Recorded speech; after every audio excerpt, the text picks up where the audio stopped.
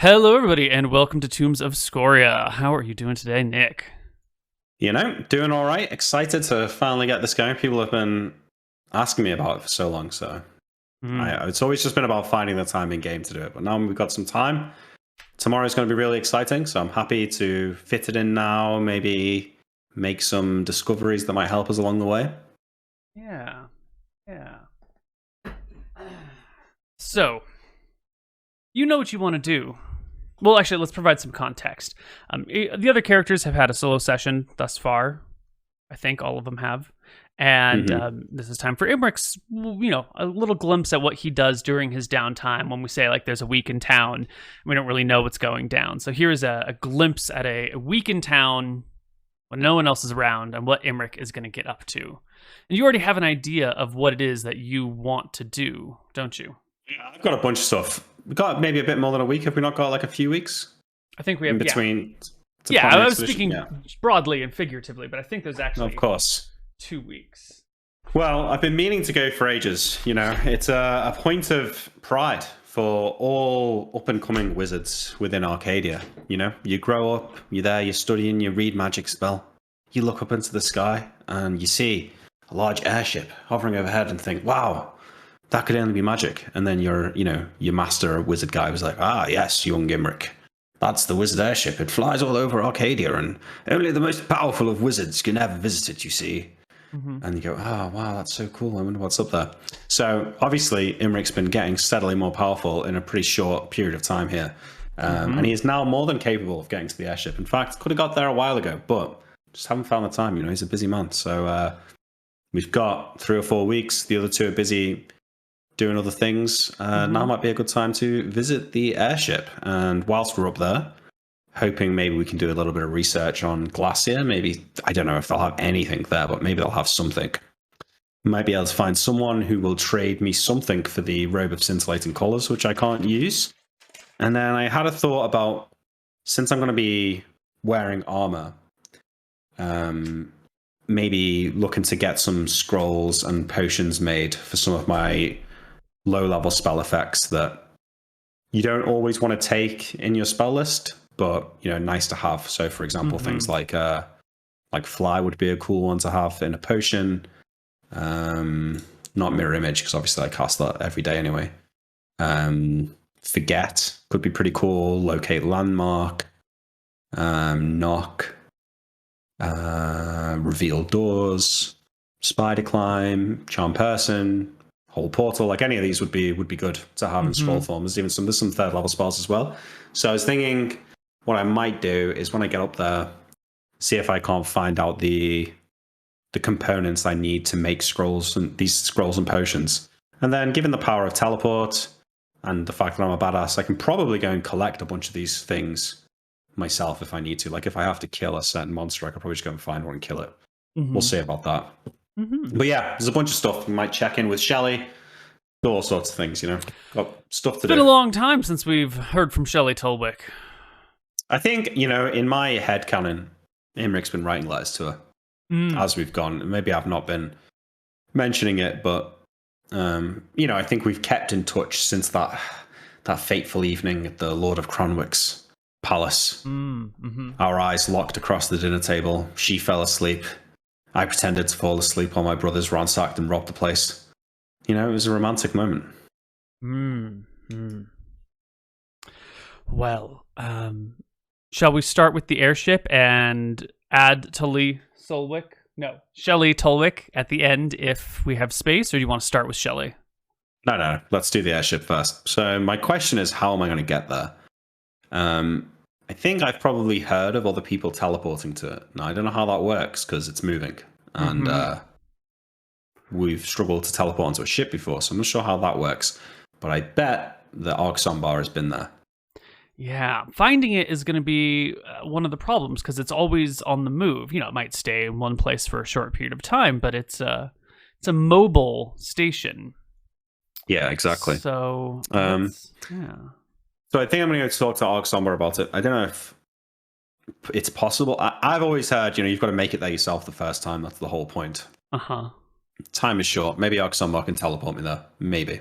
But I'm going to go and ask her. If not, we'll try and scry on it and find our way there ourselves. All right. It's not a difficult thing for you to get a moment of Arc Somber's time. You can get to her. I think I'm studying spells there anyway, right? So yeah. So you can meet up with her and sit down for a nice chat.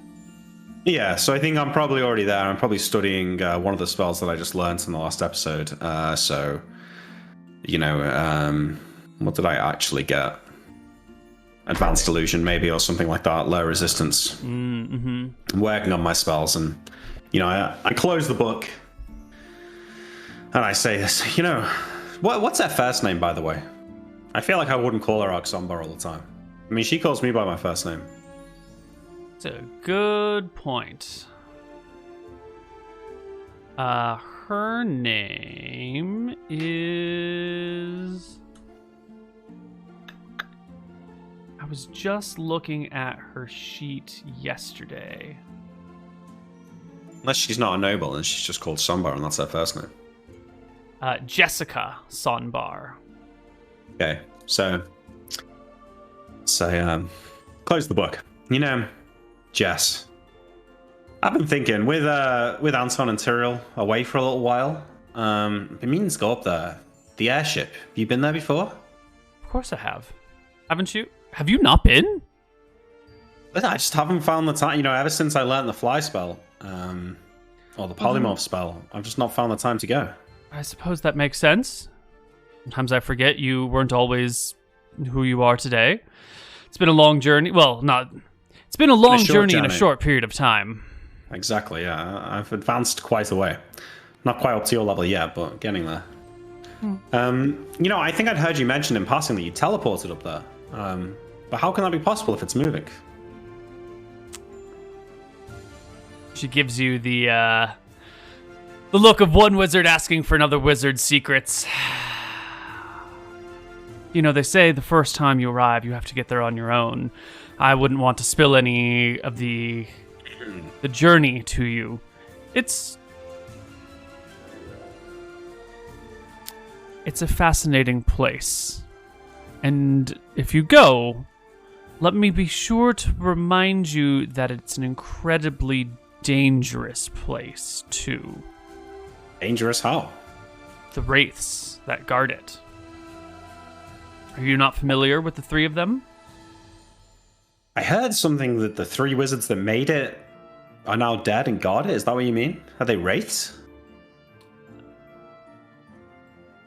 Wraith is sometimes a word meaning a specific type of undead creature, and sometimes it's a term meaning a broad form. In this case, I'm speaking of a broad form.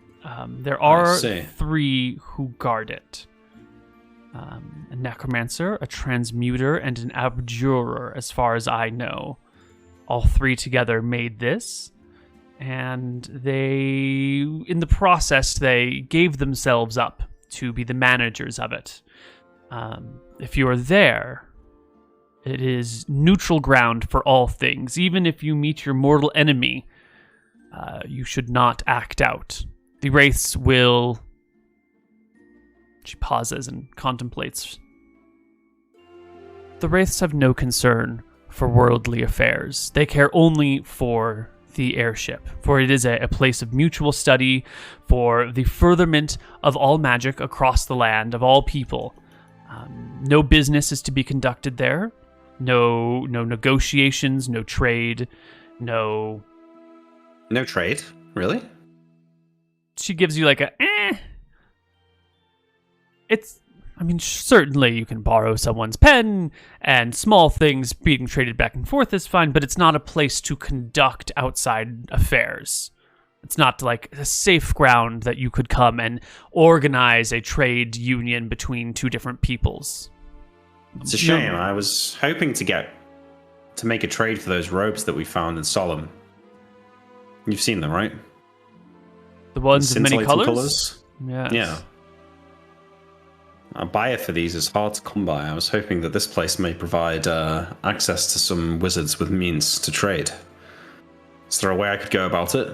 Perhaps mention it in passing and arrange a meeting outside of the airship Something like that, I'm sure, would work. Or even if you bring them on you in a quick, gentle, oh, you want these? I want that. We'll trade. Something of that kind, I think, might not disturb the Wraiths. They don't particularly explain their rules in detail. Just those who cross the bounds find themselves dead. And is all magic forbidden up there, or only aggressive magic? Only magic that would interfere with the core principle of the place. Some spells are in effect at all times. Everyone who stands on the airship is imbued with read magic, comprehend languages, and true seeing spells for their duration of their stay. The ship moves with control weather and detect scrying type effects. There's an alarm spell that goes off when anything gets too close to the airship. 1 bell at 1,000 feet, 2 bells at 500 feet, 3 bells at 100 feet. The whole place is blanketed in continual light, except for the sleeping quarters and the Griffin Aviary. And Griffin Aviary? Why are there griffins up there? Some people choose that as a method of transport, and there's an aviary for griffins to stay, should they need a place to rest. I've also been from time to time griffins who have taken up residence independently there and acted as guardians. I say independently. I haven't seen owners watching over them, but I have seen them guard the ship. When you have communal spaces as this, sometimes aspects of them come and go and wax and wane. There are roosts for griffins. There may be a whole flock living there when you arrive, or there may be absolutely none. She gives interesting. a shrug. I didn't realize that griffin mounts were so popular. I've not seen any in Drekus. They more of a relic of ages past. I think the old Eridonians used to use griffins, and some of the Akubans have used griffins in the past as well. But they're difficult to train. Very mean-spirited creatures. I think once your good griffin handler passes away, your family ceases to be able to raise them. It's a special skill to manage such aggressive, dangerous beasts. Oh, don't mind saying, I wouldn't mind one for myself. Perhaps the stars will align. Well, thanks for the information. I guess the first question is, where is this thing? And I suppose I do have one trick. I pull out my crystal ball, and I'll place it on top of the closed spell book that I was looking up. Say, all right, well, I wonder if this will work. I suppose you'd have a better chance at it than myself, having been there yourself, but I'll do what I can. She walks to a window and closes the shutters to darken the room slightly to give you a better view of the orb, and takes a seat on the edge of a table nearby to watch.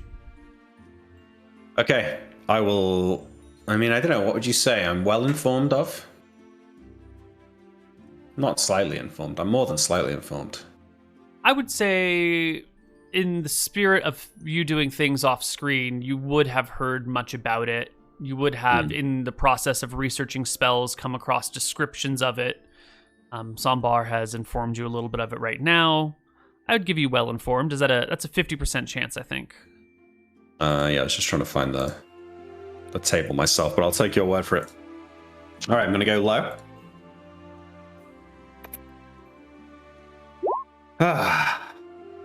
I try and summon an image, and it's just the clouds of the crystal ball. Mm-hmm. Blast! I don't know. Something's failing. This crystal ball thing, it served me well over the last months, but it can be finicky. It's hard to conjure an image, something you don't, if you haven't seen it with your own eyes.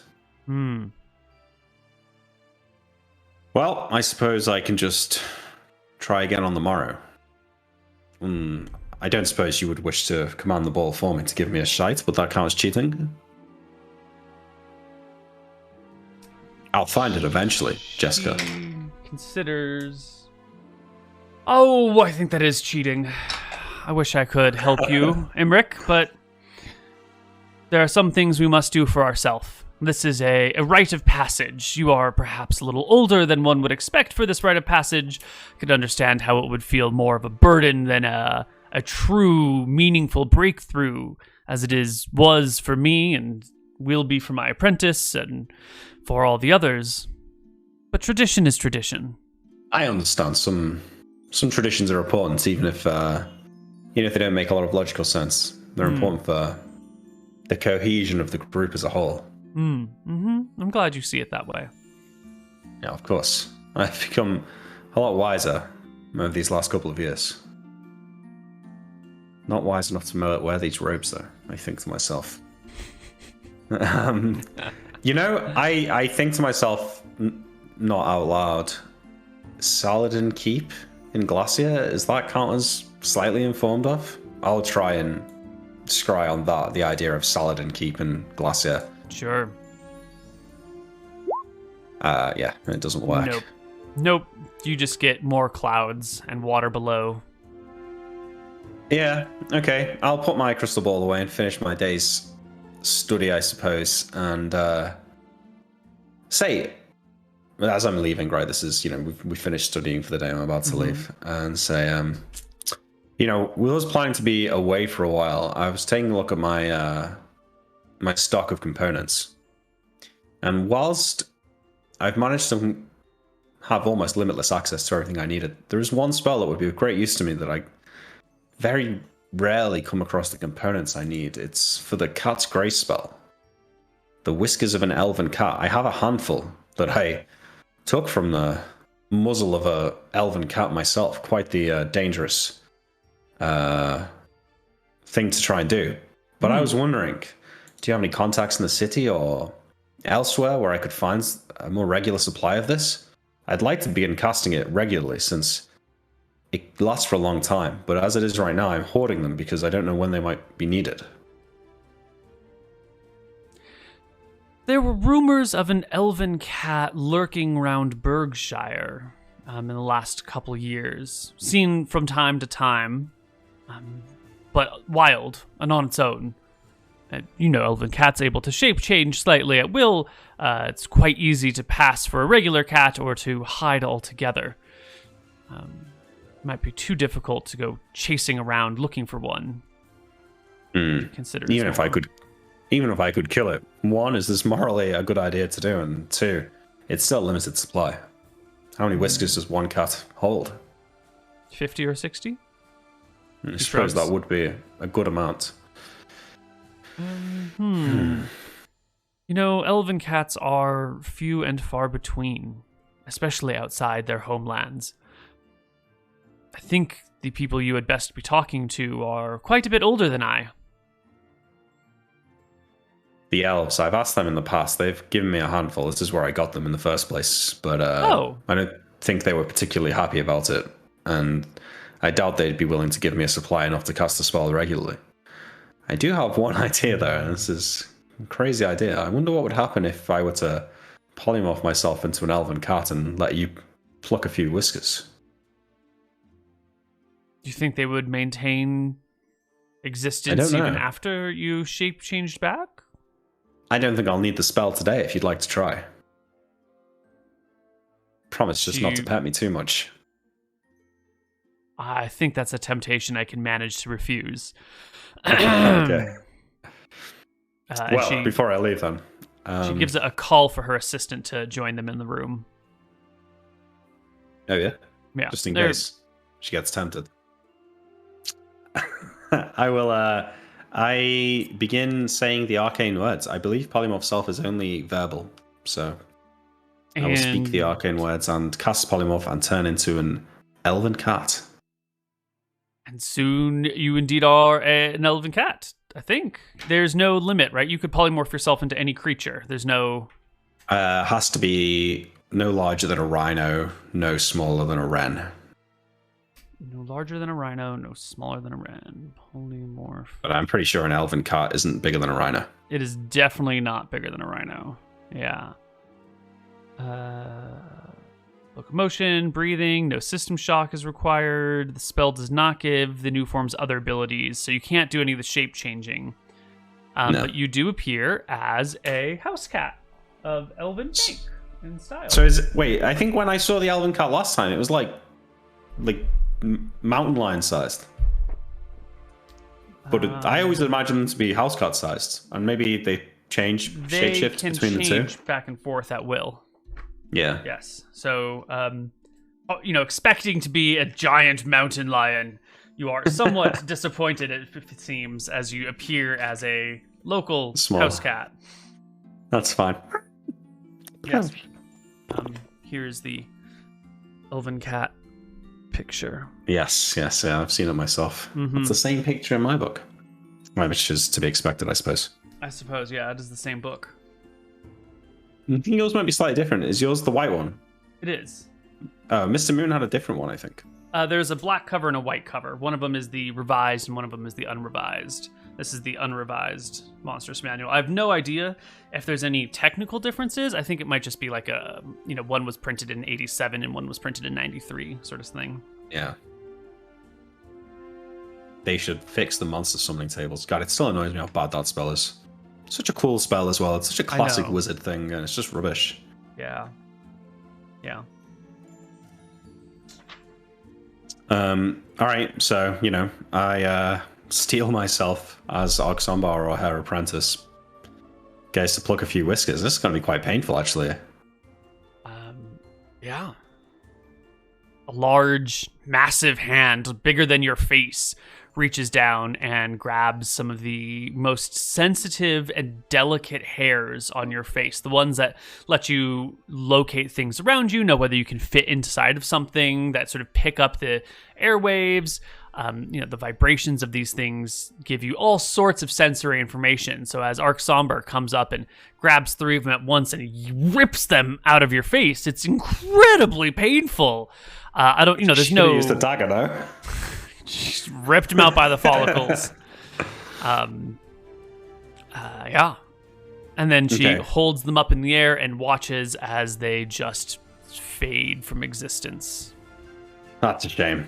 All right, I turn back into myself. As I sort of like morph back into myself, my head shaking, I said, well, I suppose that would have been too good to be true, but thanks for trying it out. Yeah. The assistant will come towards you with a cloth handkerchief and dab the side of your face, and as she pulls the handkerchief away, you'll see that there's like blood coming off of your cheek. Is there an open window? The window has recently been shut, but otherwise it's open. I will just walk over to the window and open it up and turn to the two of them and say, well, nice speaking to you today. Unless, if things go better with the crystal ball, maybe I'll be otherwise engaged tomorrow. But if not, I'll see you then. Still studying. Arc Somber will go grab your book and your crystal ball, hand them over to you so you can become a wren and vanish. Become a bird and fly out of the window, Okay. Okay, I'll go back to our home. And someone should... Oh, yeah, go ahead, yeah. No, go ahead. Sorry. Is our mother at home, or is she in where the keep's being built? Where the keep is being built, yeah. Okay, so, yeah, I guess I go back home, and it's probably like an empty house. I mean, maybe Anton and Tyrael are away doing something. It's just the servants pottering around. Mm-hmm. Don't really... Who was the one servant? Worcester, right? That is one of your servants. That's your butler, I believe. Yeah, it's the butler. Well, I thought about having a conversation with him, but it's just not the same, is it? So I'll just... I think I just go and entertain myself. I'll take my food in my room and continue reading my books and muse over what's to come with our journey into the Arctic magical wasteland of Glacier. Yeah, it is a cold winter's night here in the house. Servants will bring more firewood along.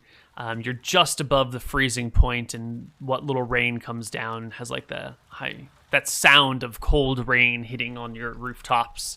You can see steam rising from the streets where buckets or chamber pots have been dumped out, and like the refuse just sort of steams along. Smoke rises from all the chimneys. It's quiet here in the house without your brothers around. You can hear the servants sort of going back and forth down below in their quarters. Firewood is hauled up into your room. You're made nice and toasty, but you are otherwise alone.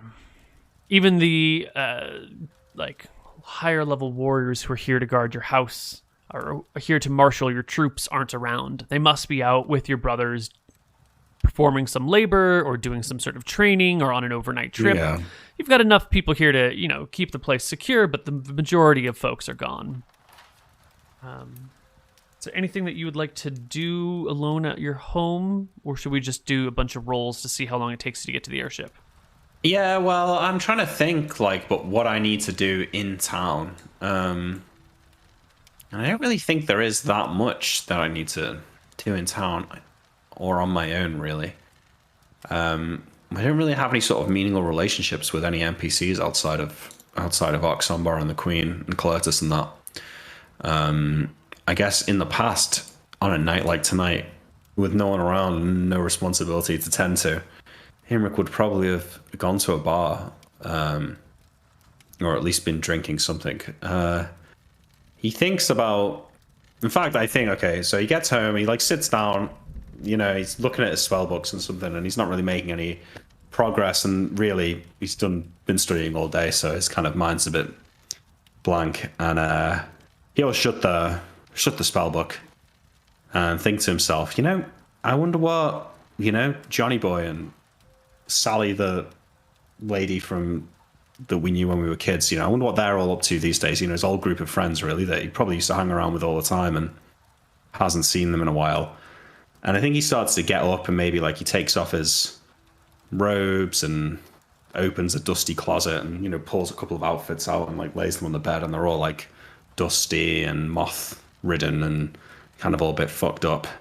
And realize that everything that was existed of his normal life before now is almost lost, been untended to for so long, as to the point where it's starting to wither away, and he's the person he was kind of almost just doesn't exist anymore. And he thinks about what he would even have to say to Johnny Boy and Sally and the rest of the old crew, and they're probably all out doing the same thing and probably don't really have much in common with these people anymore. And I think he just quite sadly puts probably pulls all of the clothes out of the wardrobe, and will go outside the room and speak to one of the servants and say, "I've got some old garments on my bed in there. Could you get rid of them for me?" Of course, and one of the servants comes up to take a look at them. This is one of the servants that have been with your family for a long time, not one of the newer servants. So immediately she takes a look and recognizes that these are your old clothes from your former life. And she holds one up and sort of dusts it off a little bit, looks at you and goes, "I'm sure these will still fit, my lord. Are you quite sure you want them gotten rid of?" Not really much use to me anymore, I'm afraid. I don't really have much time to visit cocktail parties and the like. Plus, I'm sure most of my friends have moved on at this point. And I mean, I suppose they would still fit, but they're in poor condition. I'm sure you can find someone with more use for them. Patched up for you. One day the war will be over.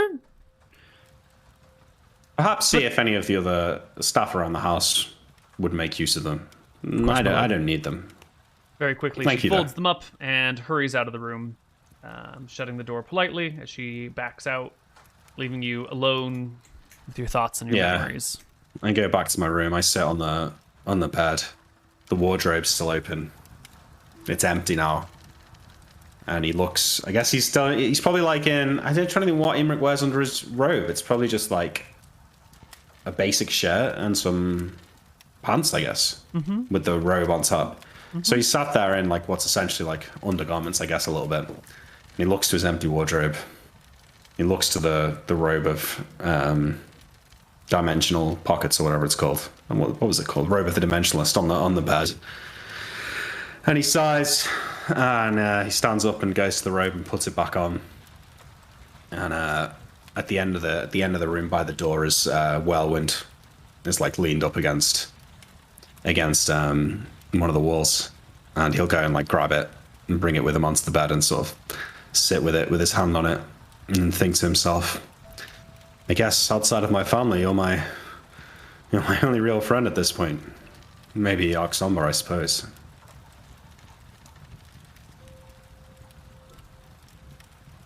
Nothing gets said. All right, I think Gimrick probably just puts the bow back and wanders around the house maybe for a little bit, wanders the gardens, thinks about the spells he's learning, thinks about what's to come in Glacier, and eventually, heads in for an early night. Okay. You'll wake up in the next morning to the sounds of shouting and hurrying. You look out your window and you can see your two brothers must have gotten home after you went to bed, and they're already up before you, going off with a troop of bunch of people and a couple of wagons and some empty barrels. There's shouting and yelling as they move through the cold and drizzly day. There's a little bit of ice that's formed along your windows over the course of the night, that makes the window panes a little harder to see through, a little bit wobbly. And so what are they gone. doing? Are they maybe like preparing the guys that are coming with us on the expedition, like training them for doing stuff in the cold and getting their equipment together and stuff like that?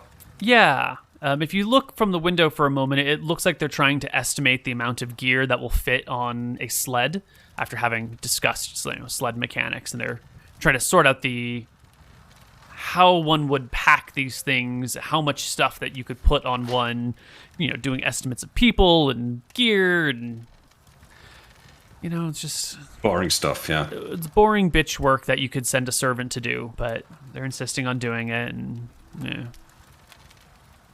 yeah. All right, well, I guess I go and get... Do people drink coffee? Yeah, why not? Yeah, I'll get a coffee and some food and maybe sit. I am imagining that my room opens up and there's a little balcony overlooking the gardens or something. Mm-hmm. Yeah, don't take that away from me. I sit on my balcony. I stand on my balcony with my coffee, and feel excited about what's to come today. Because clearly today we're going to succeed in our crystal ball roll, and then we'll be able to go to the wizard airship, and I'll meet new people, and maybe I'll make some cool new wizard friends. Because. It's only really Oxomar that understands what I'm going through. Like Anton and Tyrael, they don't really know what it is to be a wizard. They don't understand the hard work that's gone to get to this point, you see, because I know what it's like to be an underperforming, no effort giving wizard, and basically you're stuck at level 1 forever. Mm-hmm. That's essentially what happens. It takes a lot to actually progress, It takes a kind of commitment that Imrit maybe didn't have in his life before in recent years, so it would be nice to make some new friends, I think. So having finished his coffee, he'll put his mug down on the balcony. He's still noble after all. He's not going to take it down to the kitchen, so I'll clear that up for him.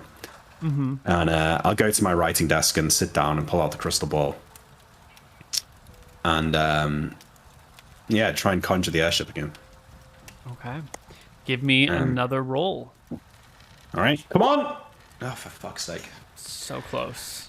I try to keep again. Oh, okay. So 27. Do I see anything when I try and summon an image of Saladin Keep? I mean, even if it works, I'm expecting I'll probably only see darkness. You get nothing. But why? It's just get nothing. Yeah, you get clouds, water. You're not even sure where you are. Somewhere that's bright, very bright. Oh, but I am getting a reading. It's just doesn't mean anything to me. It's like when you failed the airship earlier. It's just sort of. Oh, okay. It's junk. Yeah. Like some non-existent landscape that's just sort of been conjured. Yeah. Mm-hmm. All right. Well, I guess I could continue this role playing. Yeah, just give me a bunch of sad, lonely lifestyle. But I go back to Oxomar. I study. I kind of do the same thing. Just give me a bunch of D100 rolls here. 2, oh my god. 3, 4, 5, for fuck's sake. 6, 7, 8. I waste a whole week trying to do this. It's stupid. A week passes with you trying to find this airship, and you're not getting anywhere. And after a week of you coming and trying and coming and trying and coming and trying, Arxomber will take a little bit of pity on you. So what? The success roll isn't even mine. Success roll is not even yours. You only get somewhere with the help of your friends. She will put her hands on the orb and show it to you. Wait, so is this not 9 days later? This is maybe just a few days later. This is 9 days later, yeah. It's fine. It's fine. We'll find a way to make it work. Maybe this is in that first week break before you went to Solemn the first time. We can be a little bit flexible. That makes more sense. Here. Yeah. All right. So I will finally seeing the thing light up. You know, what do I actually see in the airship? Like I'm seeing the airship in the crystal ball. Can I see the ground underneath? You cannot see the ground underneath. You will see what appears to be a large, some masts with sails, looking like a fairly regular ship with a foresail and a fore and aft castles. Foresails and aftsails? I can't remember the right pronunciation. A large table stretched out in the middle of this place with chairs on either side of it, but no people anywhere. There's a door that leads to the back room, a door that leads to the front room, a staircase that goes down, and that's it. You quickly notice that there are no shadows being cast by anything up here, that it's within an area of continual light. So that goes well for you. But at the moment, it's just like soaring above the clouds as you observe. Yeah, okay. But I think what I shall do is cast clairvoyance below the airship. Maybe like, you know, how high do I think this thing is? I'm trying, like, I don't know, like 500 meters below it. Maybe not 500 meters. Maybe like 1,000 feet below the airship, but looking down on the ground to try and get an idea of where it is. Yeah, Arcsomber can help you with this. She'll tell you just, watch the airship for a little while. Maybe the clouds will move.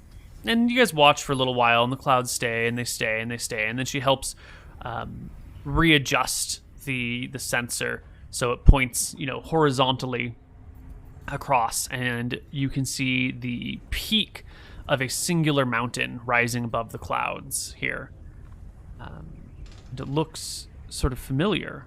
In fact, it's not Dragon Peak, is it? Give me a intelligence check. Yeah, well, that's my second highest star. Oh, yes, okay, finally. It's Sky Peak. Like, the very tip of it. Well, that is somewhat helpful, because it's a place that I know that I could teleport to. Okay, having seen that, I will, instead of casting clairvoyance on the ground like I described, I'm going to cast clairvoyance. So I start casting clairvoyance, my eyes roll back in my head, and I want to look at the teleport platform that I built in the town on Sky Peak. Give me a scry check. You're very familiar with it?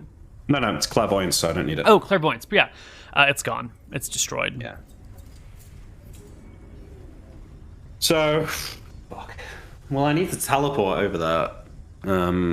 I say to somebody, how fast does this thing move? Is it going to be there for a while, or? It moves between movement rate 9 and 88, depending on how quickly it needs to travel. Usually somewhere around speed 24. It's dangerous to teleport to Sky Peak. Yeah. Myself, without knowing it too well. I could travel there from here, but it might take me too long. I mean, like, Neil, if I was polymorphing 3 times a day, how fast could I get to Sky Peak? Can you change it to the map on the Roll20? Yeah. Bring us to the Roll20 map.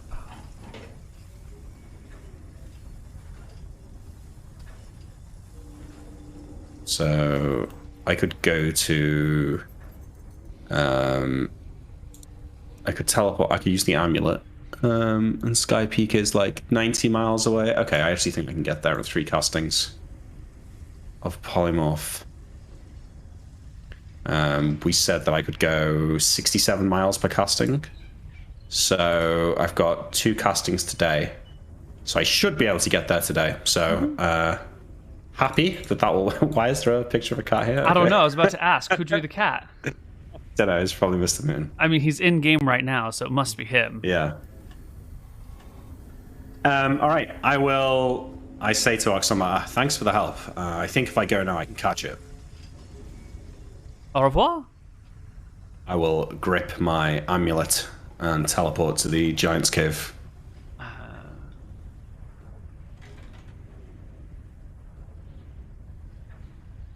You will find the cave empty. Giants must be out and about. Yeah, that's fine. I cast my first casting of Polymorph Self. And turn into a giant eagle, I think, is the... I mean, I could be a Pegasus, but it's a little bit more, weird. So I will fly as a giant eagle and land on the close side of the Emerald Run. And from there, I will end the spell, healing myself for D12 HP. Just pointing that out for you, because that's going to be important in Glacier. That for some reason, Polymorph Self heals you when it ends. I don't know why. But I'll end on the close side of Emerald Run, recast the spell, and make my way to Sky Peak from there. I should be able to see the airship in the sky. In fact, I could probably have seen it as I was flying in the first place. It's a small thing. It's difficult to spot at a great distance, but you can break above the clouds and find the airship after a few hours of flying. I always cast Stone Skin on myself before going adventuring, just to clarify. Right. Yeah. Sure enough, you will see the airship in the distance, and you will get closer and closer. And when you get to a range of about 1,000 feet, just as Arc Somber said, you can hear a bell chime out, like a heavy bong. And as you get to within 500 feet, you can hear 2 more of them. Bong, bong. And when you close to 250 feet, it chimes 3 times in a row. And give me a perception check. Yep. Luckily for me, my perception is 7. It's fine. Which I fail. It's fine. I see nothing. And I go to land on the deck of the ship. You can do so without too much problem. You'll have to shape change at the last instant to appropriately land on the ship, else you'll get caught in the riggings. But you're a trained wizard. You can find a way to shape change and sort of like tumble onto the deck, safe and sound, making your home here well above the clouds. You look about, and there's no one to be seen. There's just this like long dinner table stretched out between the 2 main masts. Tables or with chairs along either side, room to the back, room to the front, staircase down, little staircase up to the back and front as well, where there are little observation decks. You can see a telescope sitting on the top of the front deck of the foresail. All right, well, I turn back into myself. I sort of smooth out my robes, make sure my bow is doing okay on my back. And I look around me, I look up to the telescope that's on the higher deck, and I make a note of it, so maybe take a look at that later, and we'll, walk past the long table and look for a way down below the deck. Yeah, you'll notice on the front room of the front door on the foresail is a little plaque that says control room on it. There's a similar plaque on the backside, you can't read from this distance, and a staircase that leads down to the first below deck. Assuming that I'm not wanted in the control room, I shall ignore that and go down to the first deck. I think this is a great point right here to take our break, and when we come back, we can explore the airship together, see what's going on and who you might run into and all that other stuff on the other side of our break. Catch you guys later. Hello, everybody, and welcome back to Tombs of Scoria. Our dearly beloved Imric is aboard the fabled wizard airship. Yes, I wander, hopefully and willingly, down the stairs.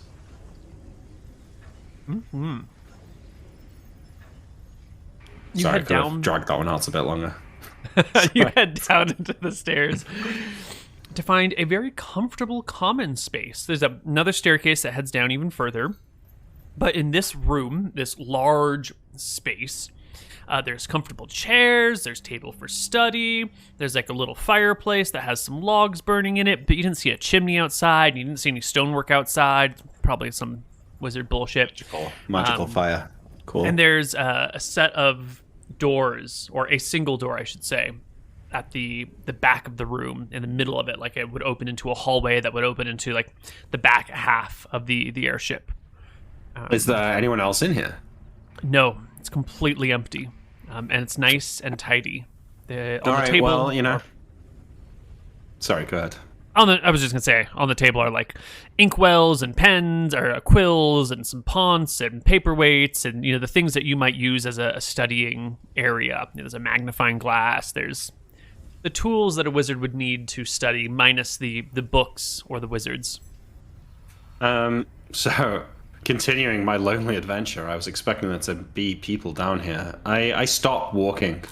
The sounds of my steps on the deck of the ship quietening, and I listened. Do I hear any noise from below me, or does it sound like there's anyone here?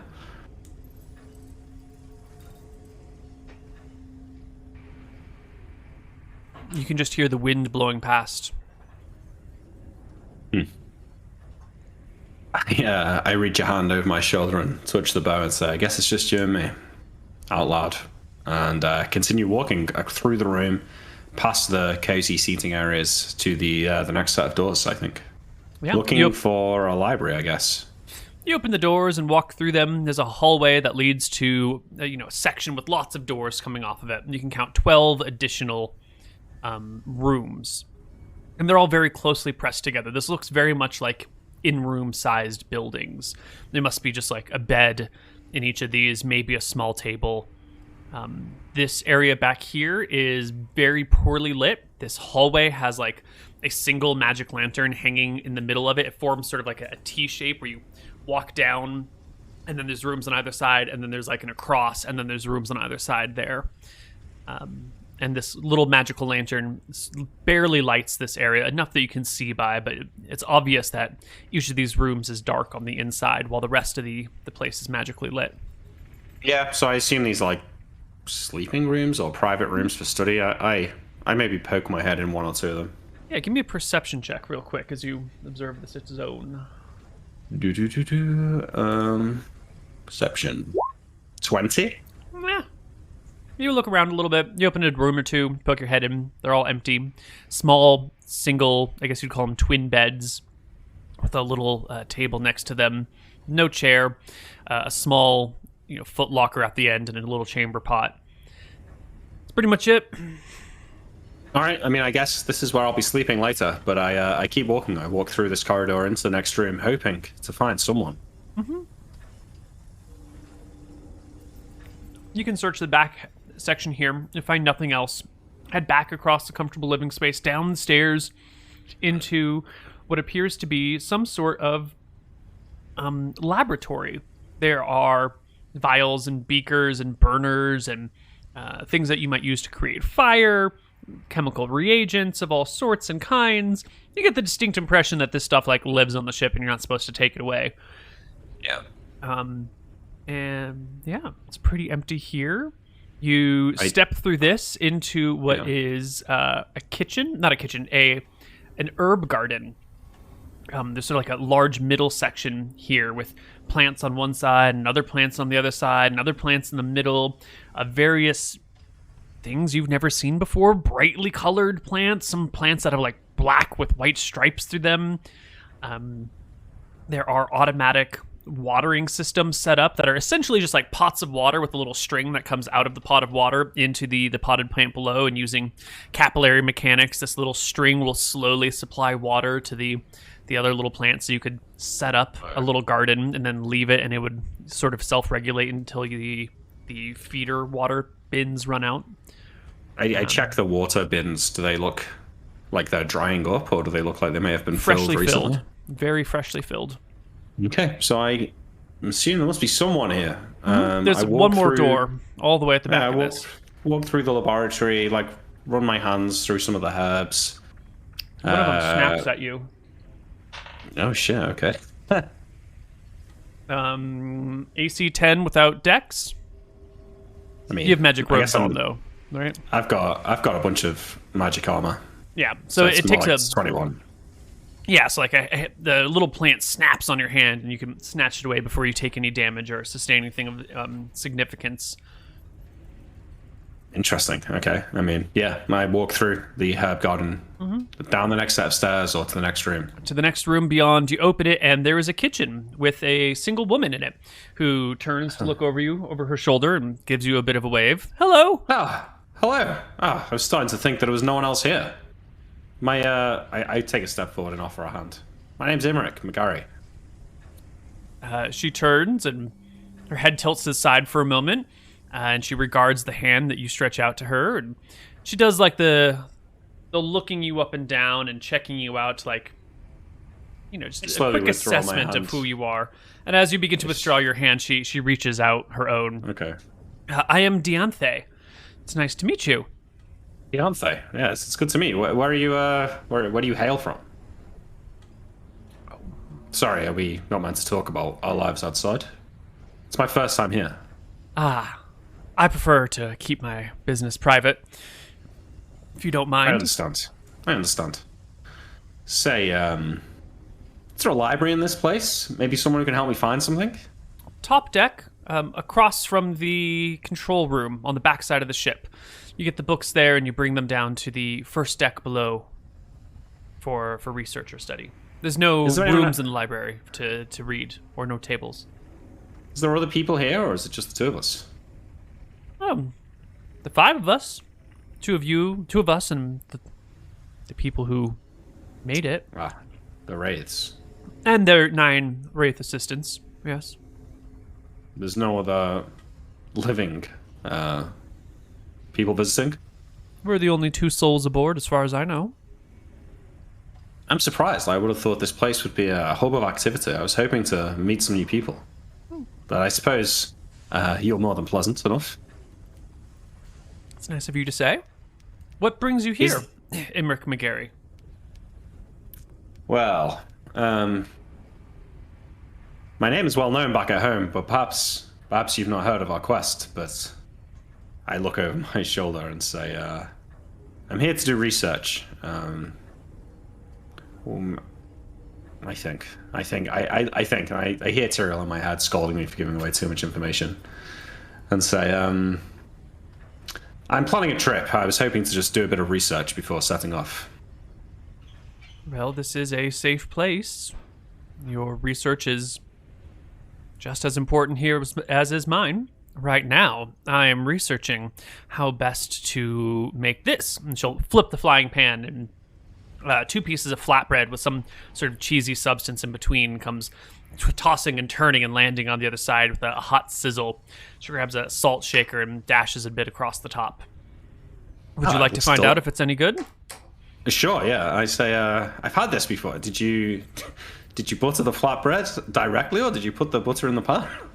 No. You get the soft butter and you spread it over the flatbread earlier, and then you put one down and add cheese, and then put the other down pre-buttered. Delicious. Well, yes, if you don't mind sharing, I'd love to take a bite. Yeah. I can't say I get much time to do cooking myself. Gastromancy was never one of my main subjects. An underappreciated school of study, I believe. One day in the future, all great wizards will be gastromancers. Certainly, yes. There's not many spells that you can make use of every single day. She hands you some of her food. It's quite good. Yeah, I taste it. All right. Oh, that's great. Well, I'm going to head to the library. Is there a librarian there? Someone that can help me find the books I need?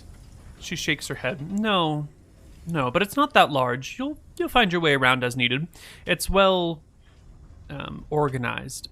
Just make sure you put everything back as should be done. Without an apprentice here, you'll have to do all of your own paperwork. Well, that's a good point. I've been finding less and less time for my studies recently. I'm being badgered by my colleagues to seek out an apprentice. You don't have one? I don't. I was never much of a serious wizard until a year or 2 ago, when things took a change for me. Haven't found the time, but my duties are starting to overwhelm me, and I could do with one. I could probably find one back home. I was hoping maybe to find one a little bit more experienced. Don't suppose you know anyone looking for a master? No, No, I've left my apprentices back home, she says, emphasizing the plurality of them. I can't imagine anyone wanting to... I guess I don't know where you're from. Drekis. Don't know anyone who would want to travel to Drekis to work for a wizard there. How is it that you are here for the first time and don't have an apprentice? She gestures to your equipment, the bow over your back, most unwizard-like. The fancy magical robes, the rings on your fingers, the magic glasses on your face. These are all... You're very well equipped. Yes. You really... I don't mean to presume. You really don't know who I am?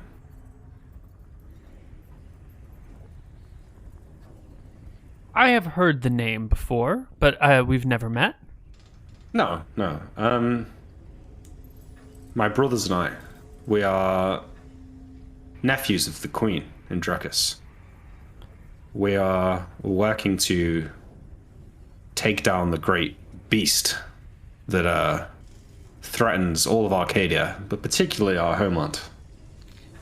I assume you know of what I speak. There is only one great beast in Arcadia. Yes, well, if I have anything to say about it, soon there'll be none.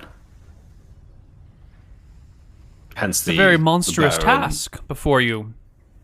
Indeed. Like I said, it's been a strange 18 months.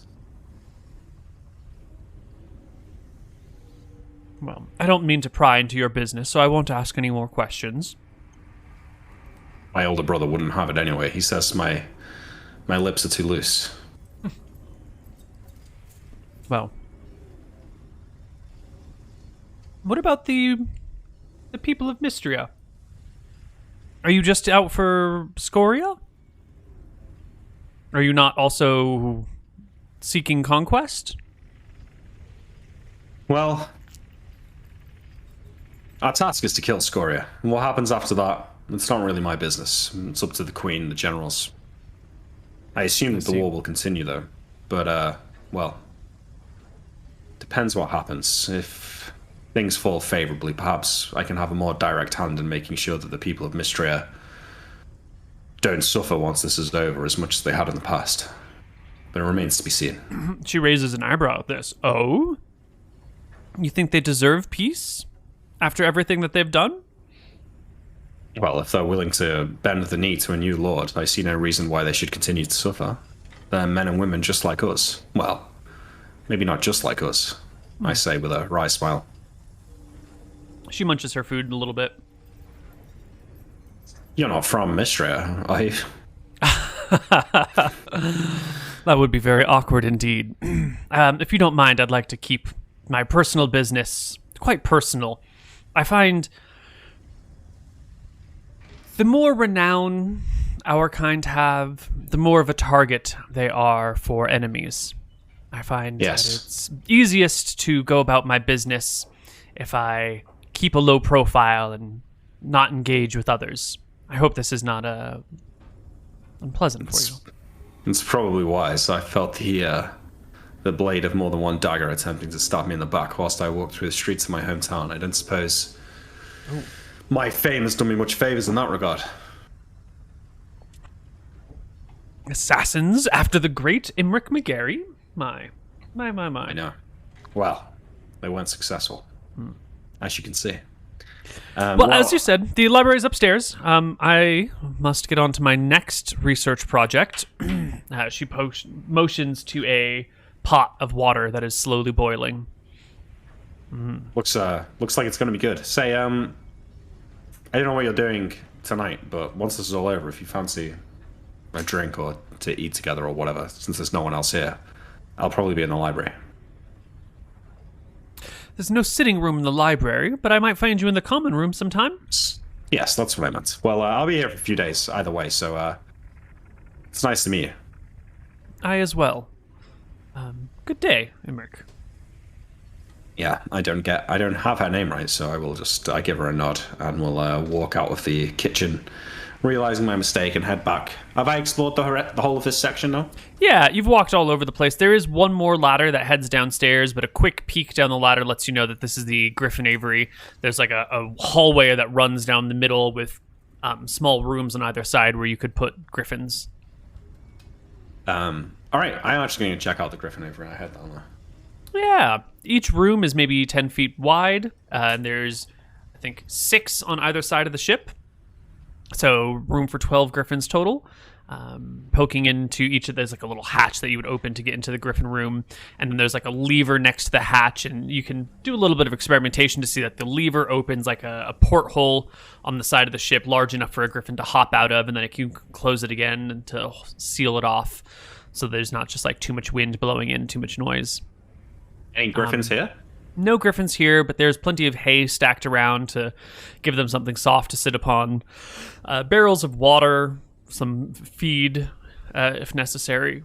Although you know griffins do prefer horse meat or some other sort of carnivorous thing, but there is some sort of, looks like maybe corn or barley or something laying about. Sure, I mean, if there's no griffins here, I tend to leave. I'm going to get back up to the top deck to where she said the library was. Mm-hmm. Yep, you can find the library. It's on that same deck that you landed in the back in the forecastle. No, Aftcastle? Aftcastle. I don't know how to pronounce these things. I'm not a sailor. It means nothing to me anyway, Neil, so... The back building on the deck. The back bit, yeah. All right, I get to the library, and I take it in for a moment. I look around. There's no one else here? Just you and some books in a fairly small room. A lot of bookshelves filled top to bottom. You can peruse through them. You'll see some names that you recognize, but mostly they are names you do not recognize. Brand new books. All manner of topics. Yeah. To aid in my searching here, so what I'm trying to do is find books that might have any sort of information on Glacier. So I'm going to look for books on the Age of Mist, or just general geographical books, history books, anything like that I think might come in handy, right? And what I will do is I pull out a handful of crystal marbles from my robes and say the words to the prying eyes spell, conjuring. And let me just see how many eyes we've got here. D4 plus 1 per level, so D4 plus 11. So 12. And between them and myself, I'm going to start searching the books of the library for anything that will aid in this topic. And I want any of them to return to me. And if they find a suitable book to return to me, play it back, and I'll go and grab that book and put it in a pile and just do this for the duration of the spell to gather as many as I can. And what was the subject of study again?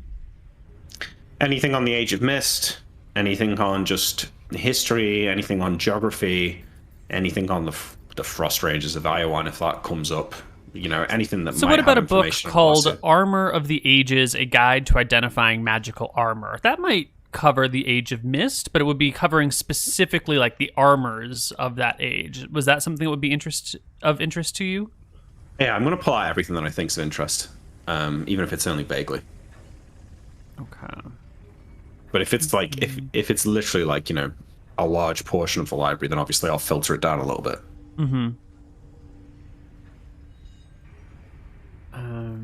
There's a book called Old Languages, What Verbal Components They Couldn't Write Down. Yeah. That's good. Yeah, sure. You can find a couple of things. There is a book called A History of Conjurers 1, The Age of Mist, which looks to be perhaps the best book possible for your research. That sounds great, yeah. So I think what I will do, I'll gather my books. I'm probably down here for like an hour, given that I can probably check this thing pretty quickly with the prying eye spell. Once I've got my pile of books, I will return my eyes to me and have them just circle around me while I pick up the books. If it's too many to carry, I guess I will take a few trips, I suppose, but I want to try and carry these off somewhere where I can read them.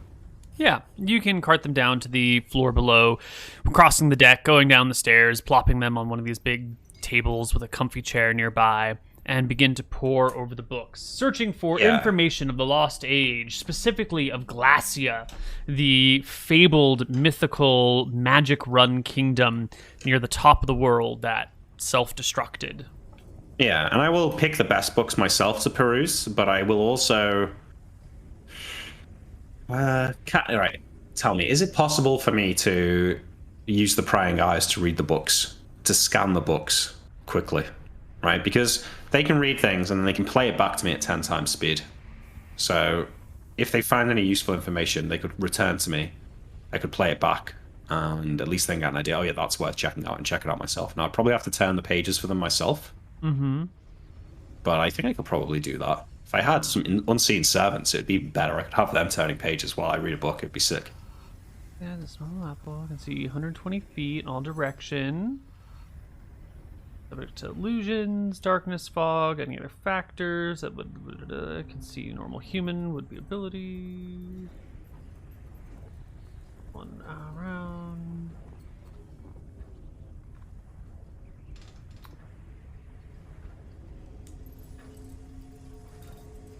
Any knowledge the wizard possesses is assumed to be known by the eyes as well. So if the wizard knows what a typical Jacalian merchant looks like, so would the eyes. I think this means that they could at least scan the information and play it back to you.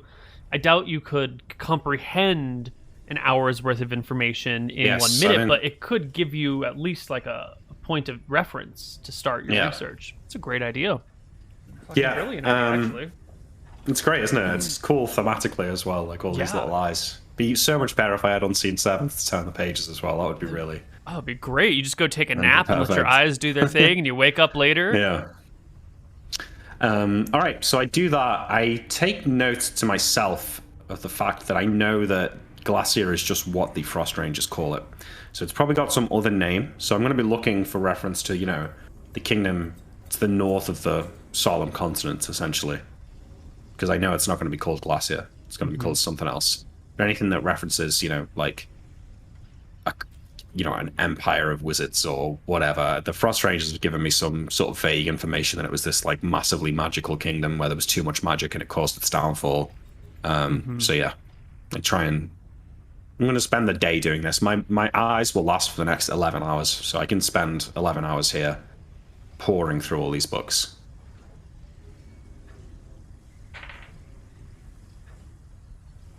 Trying to glean what information I can about Glacia, what happened there.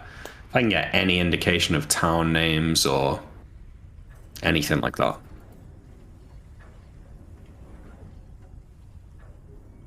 Any information about the language would be useful as well. Maybe there's some rubbings of old potteryware with words on it or something like that I could see or something. I don't know. There, you do come across a reference, not in any of the books about, actually, in the one book about the Conjurers of the Age of Mist. Where was that book called? A History of Conjurers 1, The Age of Mist. You find a book in here that references a man, actually, a man named Tychus. Oh, yeah, okay. Who seemed to serve as, what do we say? Tychus was from what is called the Great Empire in the North. But it doesn't talk about the Great Empire in the North. It just talks about Tychus and the great conjurer that he was. And the time that he met up with this wizard and that wizard, and when he conjured the first beast from another plane, the first recorded beast from another plane being summoned here, and how Tychus later, managed to conjure creatures from the plane of demons, had some problems with them, overcame them, vanquished them very quickly, sent them back to where they came. And that shortly after exploring the plane of demons himself, he settled down and retired, observing in his final notes to the wizarding community at large that There are greater secrets here than man was ever meant to know, and I have seen too much, and I wish just to live a comfortable, cozy life for the rest of my days. I'm retired. But it talks about him being from this great kingdom in the north. Yeah. I know, that a lot of places have a north. In fact, every place has a north. But the way that it's referred to makes it sound like it was the top of the world, like the top north, the true north. Yeah. Okay. All right. Well, I try and. Is there anything is there little tidbits that might don't amount to anything on their own, but perhaps might give me clues to find other references in other books? You keep finding maybe where he was born, perhaps, or who he served, or.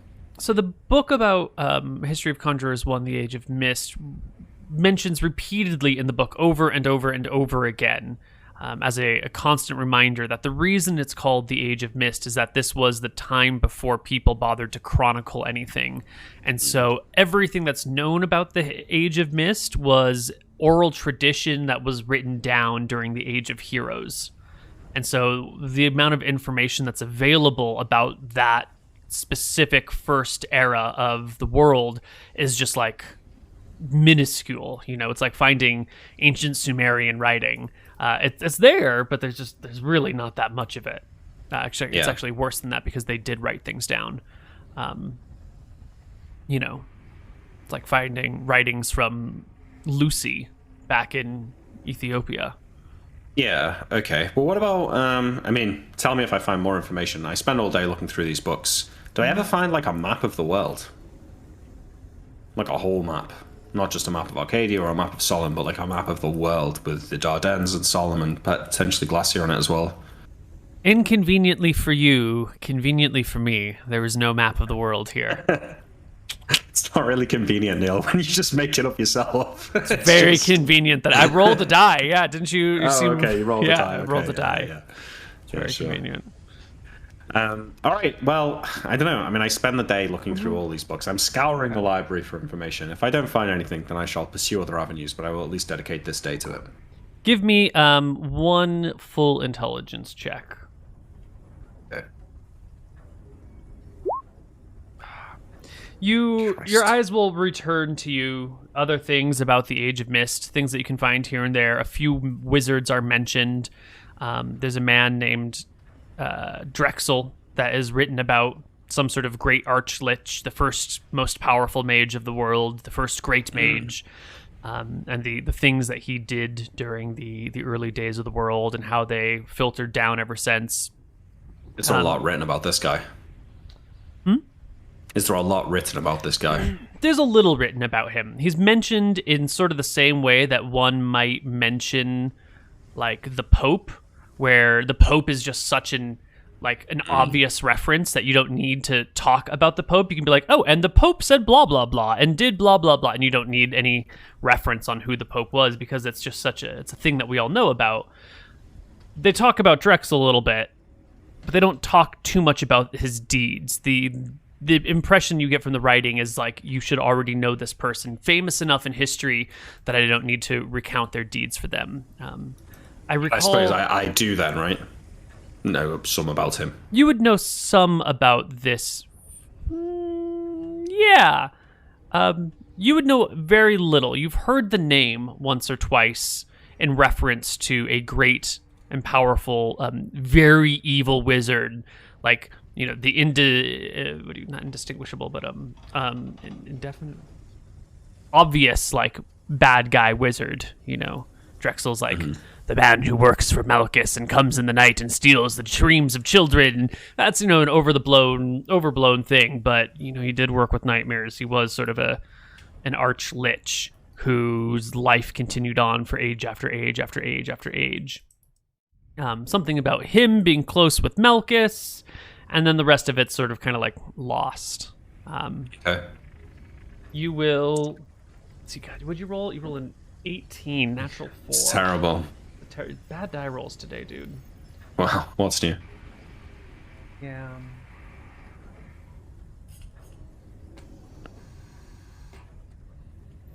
We'll leave it at that for now. That is your first day on the airship. The same woman who was working the kitchen below will meet you for dinner. It appears that she has spent the afternoon making some sort of great stew. Nice. Is she sharing? She is sharing. She will ladle you out a full bowl, sit opposite of you at a table, and eat quietly without really disturbing you or bothering you. All right. Desperate for company, I'll say. Didn't have any luck today. Trying to find what I needed in the library. I was researching the Age of Mist, and I know that they didn't write stuff down, but I was expecting perhaps here, of all places, there may be some information to glean, but I found only but one book with even a hint of information. In between spoonfuls of soup, she mentions, well, you know how wizards are. Everyone wants to break new ground and uncover great secrets. No one wants to sit down and write for years by hand all the things that they've done and said, and then gift that book to another person. We need more scholars in this world, more people who are here to write the histories and keep the academic records. Less people out for their own self-improvement, self-power. If only there were more selfless wizards in the world who would have a better understanding of what has come before us. Academics are needed in times of peace. Unfortunately, a man with a sword is more important than a man with a pen at this time in history. Oh, it's definitely not true. Or don't you know the old expression, the pen is mightier than the sword? What happens on legal paper impacts the lives of the individual far more than what happens on the battlefield. The innocents in, what's a town? Limestone must be protected, and their protection comes from our agreements, which are written down to make sure they stay the same. Pen is truly mightier, Mr. McGarry. Limestone, that's in Eridon, right? Mm-hmm. Last I heard, the laws and institutions of Eridon are worth naught at the moment. The whole government there has collapsed. Her eyes dim. She looks down towards her soup. It's a tragic thing that happened to those people. All of them in the east. Those beasts from the, did you see them? I heard of them. The plane of demons. Horrendous things. Fearsome. Can't imagine who would do such a thing. I'm sure it was a simple mistake. No, I don't know. Simple mistake? Perhaps the work of some great lich. Well. Though, sometimes the terrors that befall upon the world can just be an easy mistake of a wizard venturing too deep into the unknown. This is true. I was reading, in my quest, I was reading of the wizard Tychus.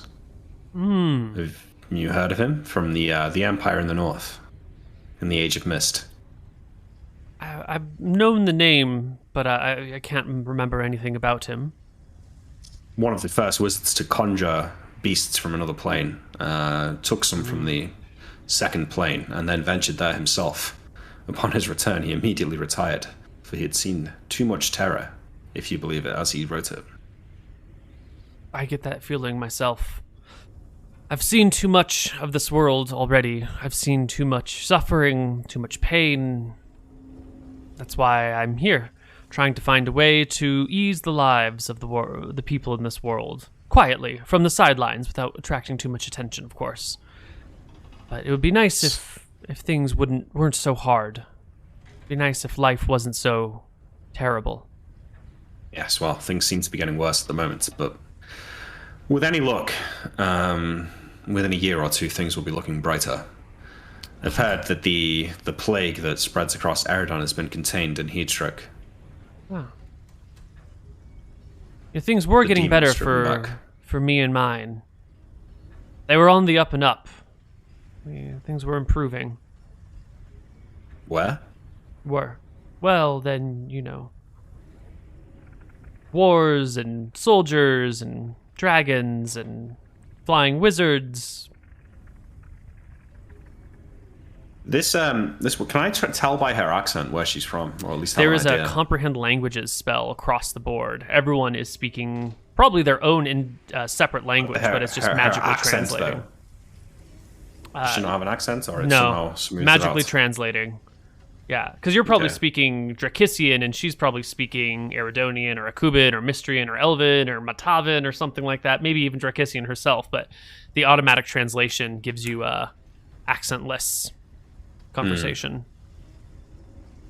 All right. Well, I guess you could detect like rank, like social status, though. okay, and maybe Give me a charisma check. See if you can what sort of social yeah. status you can get.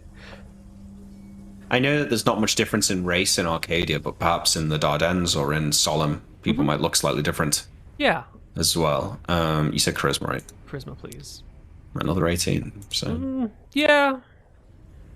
She's got that like well-refined speech of an academic. So she could have been born a lowly person and just happens to, speak proper now. But she Yeah. does have that sort of academic tone to her. As for skin tone, she appears to be from somewhere in like the Arcadia latitudes. yeah. It's maybe a little bit on the pale side, as most wizards tend to be. They spend a lot of time indoors. Like no tan is what I'm trying to say. Not a lot of direct sunlight on her skin. You do have the benefit of a true seeing effect going on, and you'll note that she's not carrying any magical items of any kind with her whatsoever. Her clothes are fairly plain and ordinary. She's just wearing like a simple red robe with a All right. I simple, almost looks just like belt glowing in tied to all it. magic, right? Does she project an aura? Ooh, do you see that with true seeing? I think you do. Yes. Yeah. Only if she's 9th level, though. Yeah, you will get an aura of lawful good from her. Nice. Snap. So this is why we're fast friends, right? We're both lawful good. I think once I've finished my stew, I'll push my... I stand up and I go to take her bowl as well and say, this was delicious, thank you.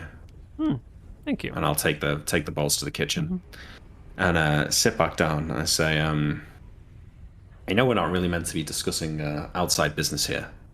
I was hoping there would be more people here. I've come across something in my travels that I can't quite understand myself, and I was hoping to maybe seek the advice of another wizard.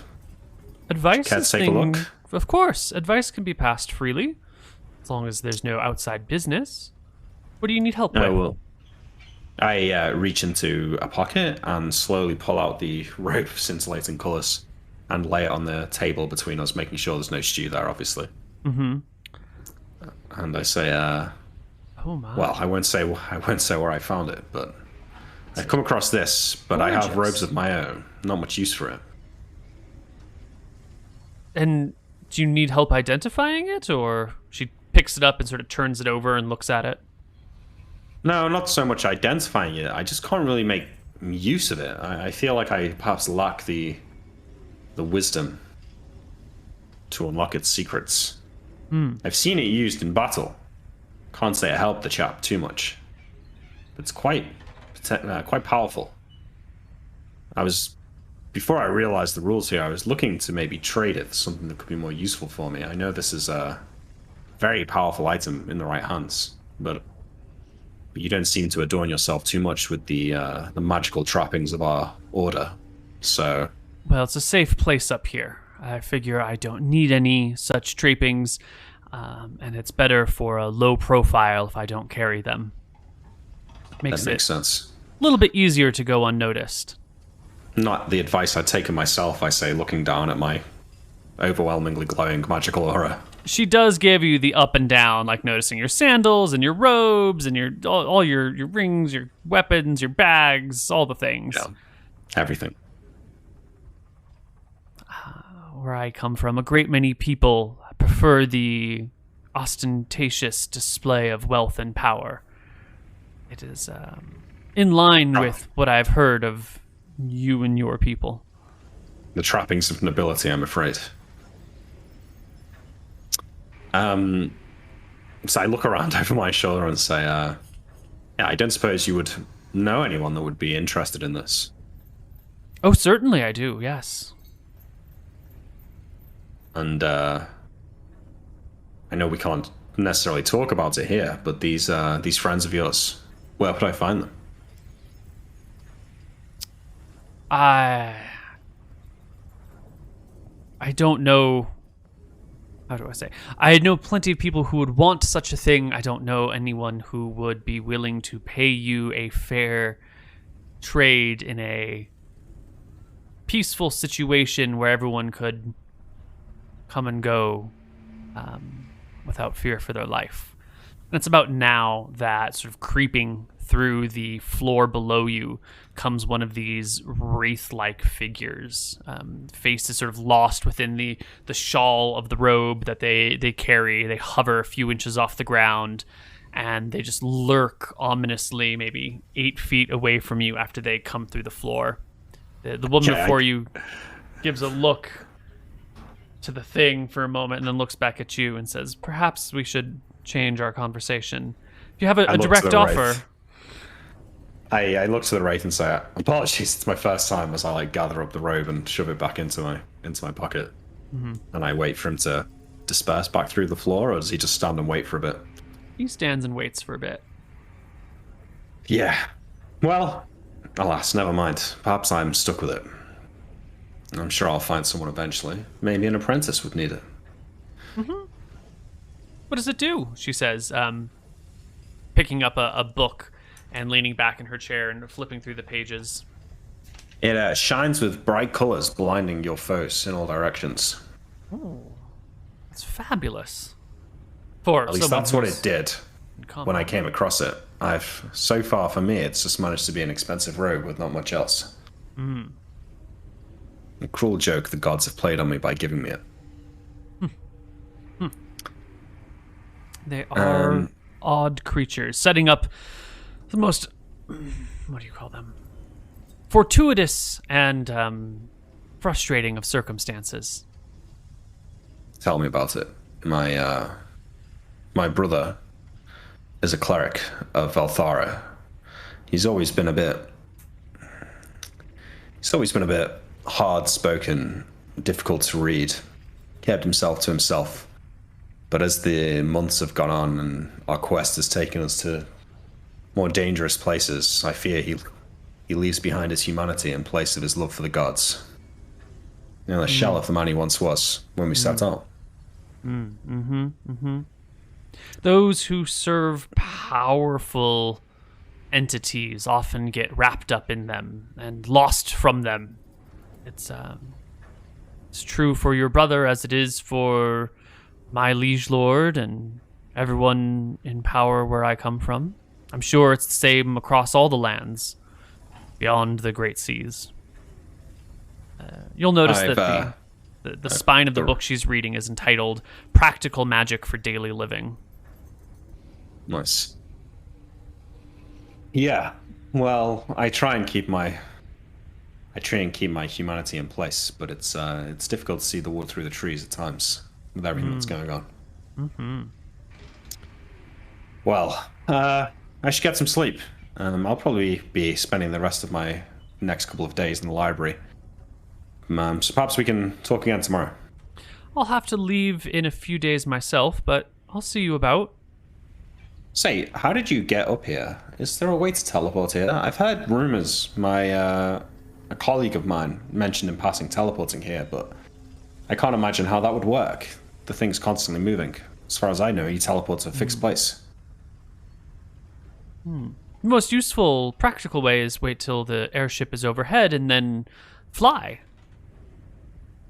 Yeah, so that's how I got here myself. But if there was a way to teleport, perhaps I could go back and gather some things and come back. But I should look into it myself. Perhaps a teleport without error spell would be needed. Maybe. I didn't know. Well, never mind. It's been good speaking to you, and I stand up and make my way to one of these sad little rooms. Yeah. You'll find when you go in that there's like a little switch that you can drop down that acts as a lock. It's just like a wooden lock. You're pretty certain you could kick it open if you really needed to, but it does hold the door open so no one can like accidentally open it from the outside. Mm-hmm. and there's a corresponding like little wooden plate that will shift when it's down to indicate that it is locked, and kind of gives like a locked symbol over it. And you can sleep. Yep. I sleep, and as I lie in my bed, I think to what I'm going to try to achieve in the morning. So I'm looking at my list of stuff here, right? Failing to sell the robes, failing to find an apprentice, failing to find information on Glacier. So potion recipes and scrolls, and learn the spell Lesser Disintegrate. So I think perhaps I shall seek out this Lesser Disintegrate spell in the library tomorrow, and maybe look for some sort of book that might give me information on what components I would need to make scrolls and potions. Absolutely. You come across the Lesser Disintegrate spell. It's promptly labeled in one of these early level 1 spell books that are just lying around. You can go ahead and roll for it. It's a level 4 spell. Lesser Disintegrate? Oh, I'm sorry. I was thinking of Minor Disintegration. Lesser Disintegrate is quite a bit more powerful. Yeah.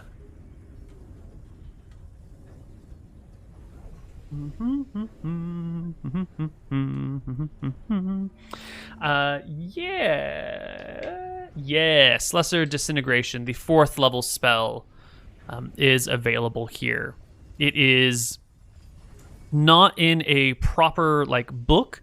It's in this set of brass sheets that are about, yay thin, like quite thin sheets, but still thick enough that they're solid all the way through.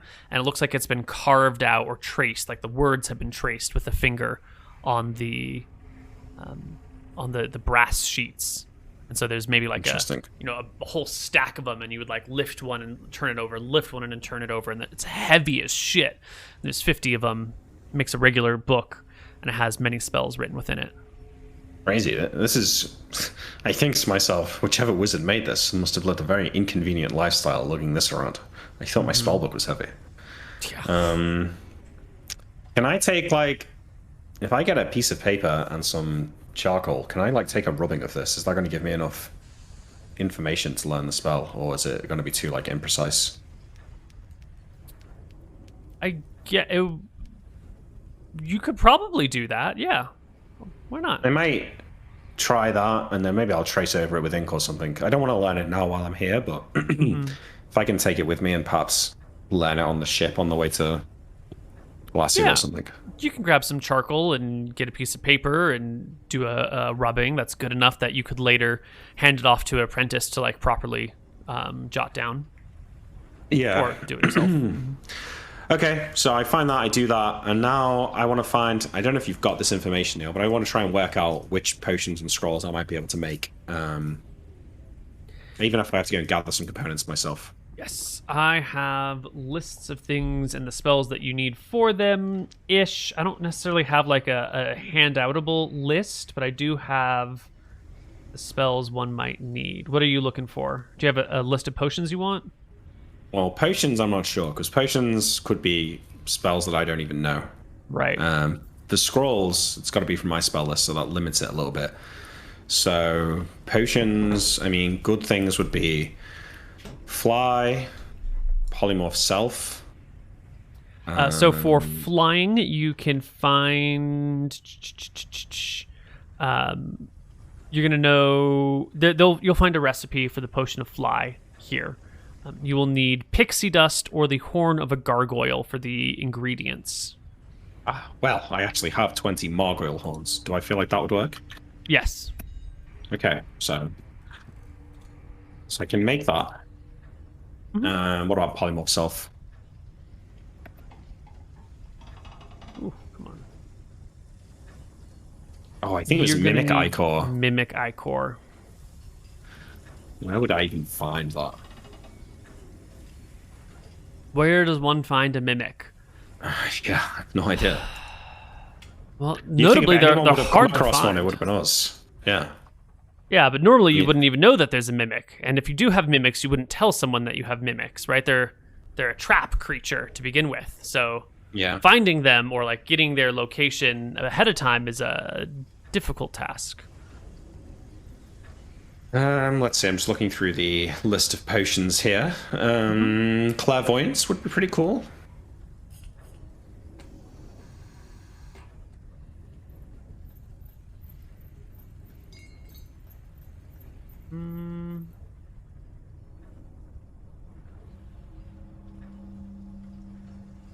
Clairvoyance. Ooh, I don't have an ingredients for this one yet. Maybe the eye of something. Yes. You need the... What do you call them? An eye of a lensman, or the eye of a... Lensman meaning the things from the demon plane.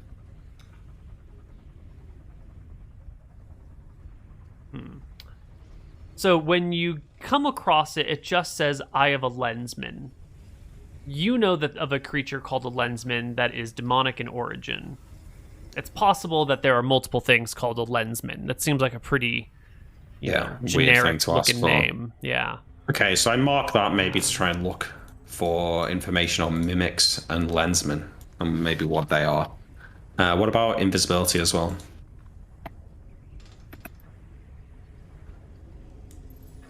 A crystal of perfect clarity or a 100 GP diamond.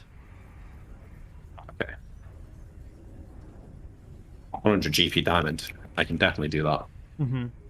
Okay, so let's talk about scrolls. So if I can make the invis potion and the fly potion, that's definitely good. For scrolls, let's see. Reveal doors. As a level spell? 1. As a scroll, yeah.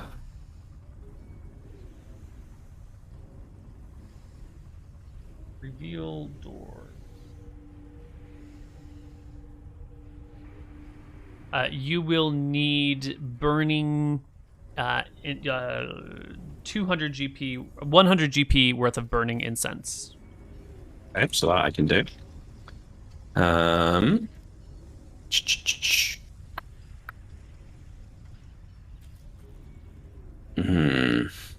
Hold portal? Hold portal.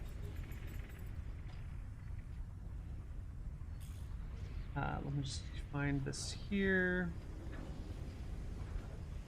Require hold portal is a first level spell. It will require a rare ingredient, which is defined as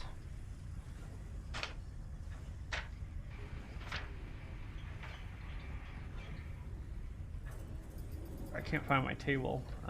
That's right.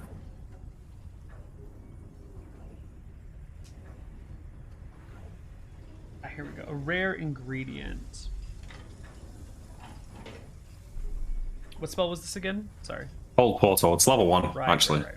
Hold portal. For a scroll of hold portal, you're going to need what is a strong reinforcing element. Maybe like a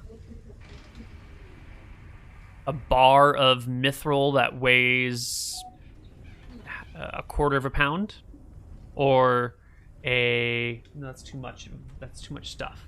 A pinch of mithril dust, one coin of mithril dust, essentially.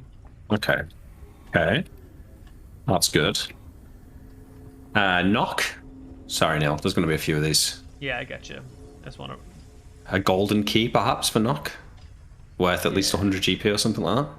Yes. Particularly great silk, diamonds, feathers, ebony... Iron... Yes, you need a key... a regular key forged by a master dwarven smith.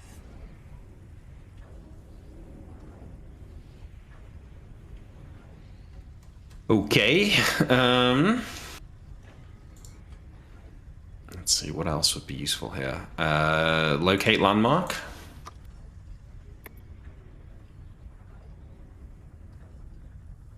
Requires a dowsing rod from one of the off of an elven building. We would know that elven buildings are essentially living trees, and a dowsing rod would be a specific type or shape of branch or twig produced from one of these great elven trees. that I'll go and functions as snap a few from the embassy and Wicron Renter. That should be fine. Okay. Let's see what's else. I don't want to do this forever. Water breathing would be good. And That's a second level spell? that's third level. Third level. Maybe the comparing it is a fish, so maybe it's some sort of fancy fish. I don't know.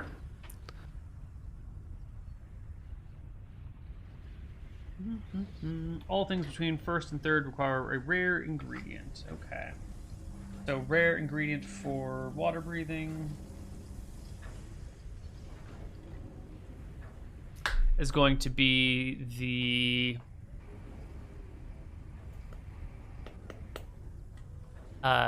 gills from a fish who was raised. Ooh, that's not right. That doesn't make sense. Gills of a mud skipper harvested, before its first birthday, before it's been 1 year old. Of a young mud skipper, we should call it. Okay. All right. So having learned all this, I now want to try and research. Right. Number one, what the fuck is a lensman? Where could I find a mimic? And where do mud skippers live? Yeah. There are books on the flora and fauna of Arcadia. The mud skipper you can find fairly easily. They live near the mouths of river exits. In particular, in Drekis, you can find mud skippers at the end of the River Voden or at the Lamdune River. Could I find them in the Riverlands where our keepers? The book doesn't specify that they're there, but that is an area that has the right topography. It's quite possible that they could be there, but the book doesn't specify. Okay, so I can go and check in on Mother and do that. What about any clue on what a lensman or a mimic Icor is? Sorry, or where I can find a mimic? No information on the lensmen. The information that you get on mimics is just that they are sort of aberrations created by wizards that now sort of self-replicate in small ways and are kept as deterrents and devices. They don't have any natural environment. They don't have any place that they might, reside in. They are not a part of the ecosystem as a whole. They are created monsters. You'd probably just need to talk to a bunch of wizards to see if anyone knows where you can get some mimic Icor, or if someone has a mimic on hand. Yeah, so I guess I will mention this to Danthea, was her name? Oh, you did remember it. Yeah, sorry, I did, eventually. Thank you, Twitch chat. Deonthe. Deonthe, yeah. Yeah, maybe she has a mimic, or knows where I might find one. You ask her about the mimic Icor. She says, what is the mimic Icor for? For a potion recipe, polymorph self. That's how I got here, actually. It's one of those spells that it's useful, but it's not always necessary. But I find myself learning it every day just in case, if I could get a few potions of it. I've always wondered if you could polymorph yourself into a dragon with that spell.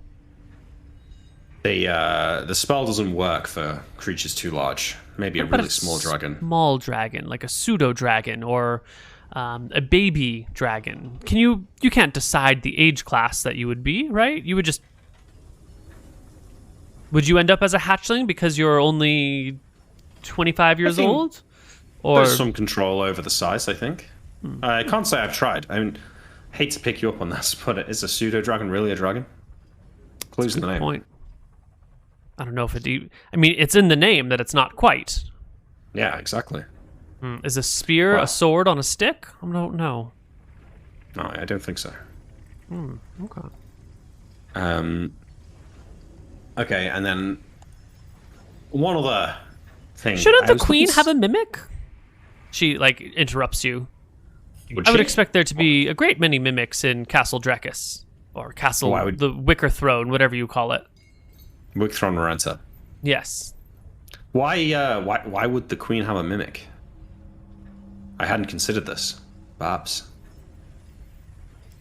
Just so much treasure, they just find their way there. Well, I would expect that the Crown of Drekis has a treasury that is easy to access, or at least easy to find, that is filled with mimics. That is not the real treasury. Well, food for thought. Thank you. I might check that out.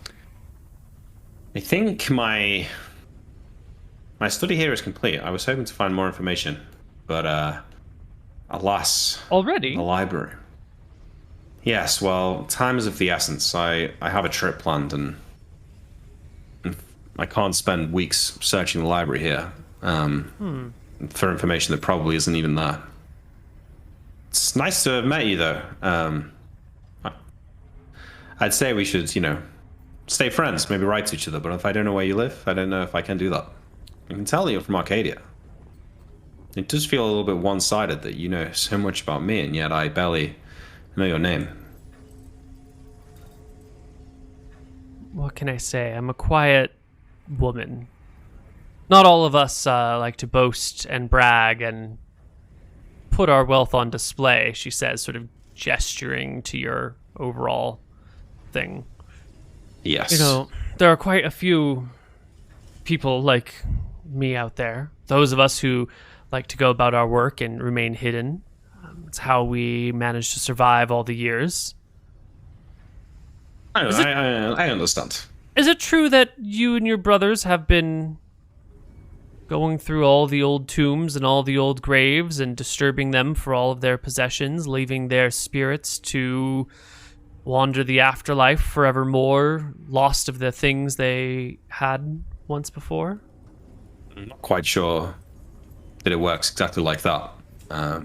My brother doesn't seem to think so, and he is a godly man.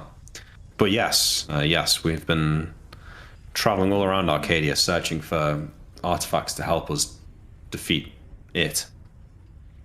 You're not the person I thought you were going to be, Mr. McGarry. I get that a lot, would you believe? I thought you would be much more... Well, I haven't seen you touch wine since you've arrived. And you've been polite. You've cleared dishes of your own accord. Well, I don't get much chance for that. Growing up with servants and the like, I like to make an effort where I can. As for the wine, yes, I was rather fond of it. But my duties over the past 18 months have somewhat sobered me up, if you can imagine. I don't think I'd still be here if I was drunk the whole time. She walks across the room to a cabinet, opens it up, pulls out a carafe, pours a single tumbler with a sort of ruddy brown liquor, pours a second tumbler halfway with a ruddy brown liquor, puts the carafe away, brings both over and sets them down. One just shy of half side across the table. Not quite like, here, drink this, but like definitely within arm's reach. And then holds the other for herself and raises it in your direction. I'll take the glass and say, just because I'm not a drunk doesn't mean I'm teetotal. And I'll, cheers the glass to her and slowly sip this dark brown liquor. Mm-hmm. I didn't grow up with servants in the first half of my life, she says, volunteering personal information right away. My parents were stable grooms, I guess you would call them. Managed stables for a very wealthy family once upon a time. How far you've come? Well, around the age of 12 years old, they were working in the stables one night with my older siblings. A horse was giving birth, and something happened, and the whole of the stables went up. Half the herd was lost, as well as my parents and my siblings. It's a rough start. Takes a drink. Brought up by the nobles that my family worked for as one of their own, essentially. It's how I got the head start to be who I am today. It's nice of them to do that for you. Mm-hmm. I'm not sure my family would have done that for one of our servants. That's closer to the stories they tell. Yeah. Well, How is you it know that how- you have such a kind side to you, Imric McGarry? You know, I never really felt destined for greatness or anything. I went to wizard school. I didn't pay too much attention. I was content to just get drunk and use my family's money to live a life well lived, if you know what I mean. And when all this started, my brothers, Tyrell and Anton, are much more serious people than me. And this, like I said, this whole it's been very sobering. It's had an impact on me. It's made me humbled somewhat. I never thought I was destined for great things, and now that it's happening, I don't really have the ego to match it. I still struggle to learn spells, if you'd believe, and my spell books are thin. There's not too much I can keep in my comprehension at once. I'm far from the world's greatest wizard. She finishes her drink, goes back to the cabinet, opens it, pours another, closes the cabinet, and comes back. Your spellbooks are thin. You, the Slayer of Dragons, the future Scourge of Scoria. Yes, that's right. It's embarrassing, I know, but I've handpicked the spells that I think could be most useful to me. I understand that one of your brothers is a butcher and the other is a petty thief, but I thought there was one of the three of you with a head on their shoulders. Well, at least I'm pleasant to talk to. It's more than I can say for my brothers. I remember having brothers. She sits down heavily in her chair, looking off into the distance, even though there's, no distance to look into.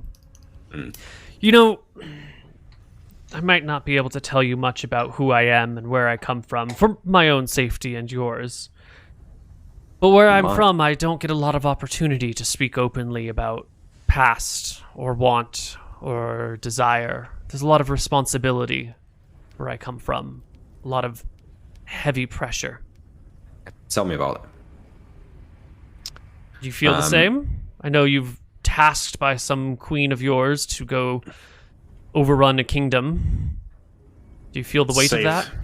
Of course, to save the life. Not only, consider this: if I were to fail in my duties and die out in the field, not only would I allow Scoria to continue our reign of terror, but the treasures that we have dutifully stolen would be lost potentially to the enemy, potentially to the sands of time. Mm-hmm. I hope that once this is over, right, that these things that we've taken can be returned. But if we die along the way, then she sets that'll never happen. Drink down sort of heavily, and then collects herself for a moment. You would return all that you've taken from the tombs of the dead. Perhaps not all of it. Those things that are in the hands of my brothers perhaps would not be so easily pried from their grasps, but there are things that I carry with me that I no longer make use of, that remain with me only for a lack of time. But once this is all over, I think I would make a point of returning what I could. Really? You would give that up, she says, pointing to your robes. These. There's no one to return these to. The man who owned them, well, he's gone now. Not for the first time, but this time I hope for the last. Well, aren't everything you possess belonged to someone else once upon a time? Yes, but this was no normal wizard. He made these himself. He was somewhat of a beast. You may have heard of him. They called him the Wraith of the Tether Wilds. Goes by the name of Georg. She shakes her head. Never heard of him. He's, well... Tether Wilds are in Eridon, though. Yeah. He was turned to stone by the demons. Somewhat falling into a bragging. We rescued his statue from within the temple at Heatstruck. Had to kill a beholder to get it. A beholder? Yes. I didn't see much of it. The only safe way to fight it was in darkness. You wanted to kill Scoria, and you kill a beholder. Practice. But Not yes, anyway, your we rest. greatest possible weapon? The beholder. Yes. I think. Capture Well, it, use the weapon deploy it that at you your can't be- enemy? You went there. These things aren't so easily captured. Hold on. She gets up, pours herself another drink, this time not returning the carafe to the cupboard, but setting it on the table between the two of you, and then goes to fetch something from her room, leaving you with the carafe and what I assume to be an empty glass at this point. No, I think I'm sipping it. I mean, it's not been too long. I'm not looking to get drunk here. You know, I take a few drinks for the enjoyment of it, but I'm not like necking it or whatever. So I sip it to myself, and I think I sit back in my chair and I smile, and it's nice, to be having a drink with someone new, not just trying to get drunk, and speaking to someone new. Mm-hmm. She comes back a few minutes later with a spell book. Opens it up, flips through the pages, and points to a particular spell written in... You can read everything. You can read magic. You can read Drakissian. You can read Akuban, whatever you want. A spell called Hold Person, and you'll notice that it is a necromancy variant of Hold Person. She slides it across to you and lets you peruse it. And it talks about a spell in which you position a creature against a mirror and then lock the person in that mirror. And the mirror's got to be sort of large enough that they can stand next to it because it holds a full person, but then you trap them in a mirror dimension. And as you get through the first foreword of the book, of the spell, she mentions to you that with this spell, anyone trapped in the mirror cannot act outside of it, save for maybe a shatter spell or something like that. But they would be stuck two-dimensionally, no gaze attacks, or, well, maybe the gaze attacks would come through. But forever locking this creature into this other dimension until such time as the glass is broken and they are released. Interesting. You could use something like this to trap a beholder and then break the mirror over Scoria, unleashing the creature. And what if her magical defenses prove too much for the beholder? I'm sure the beholder would die very quickly. Scoria is a great and powerful creature. Where's my plan from there? No, I'm afraid I've given it some thoughts, as you can imagine, about how best to destroy this beast, and I keep coming back to one problem. I look around and I think, should I tell this person our plan here? And maybe once upon a time I would have. I say, the thing with Scoria, it's the breath weapon you've really got to be scared of. There's no surviving that. I've got rings of fire resistance. I've got my brother has amulets of health to, his life is more than any normal man. But even with all these protections and all these boons, Scoria's fiery breath would burn us all to a cinder. Now, you can protect from this with magic, but what use is that against the dragon that can dispel it at a click of a finger? Perhaps a beholder would work, but there is no easy way out of this. Hide behind it. It's anti-magic ray preventing Scoria from casting spells at your direction.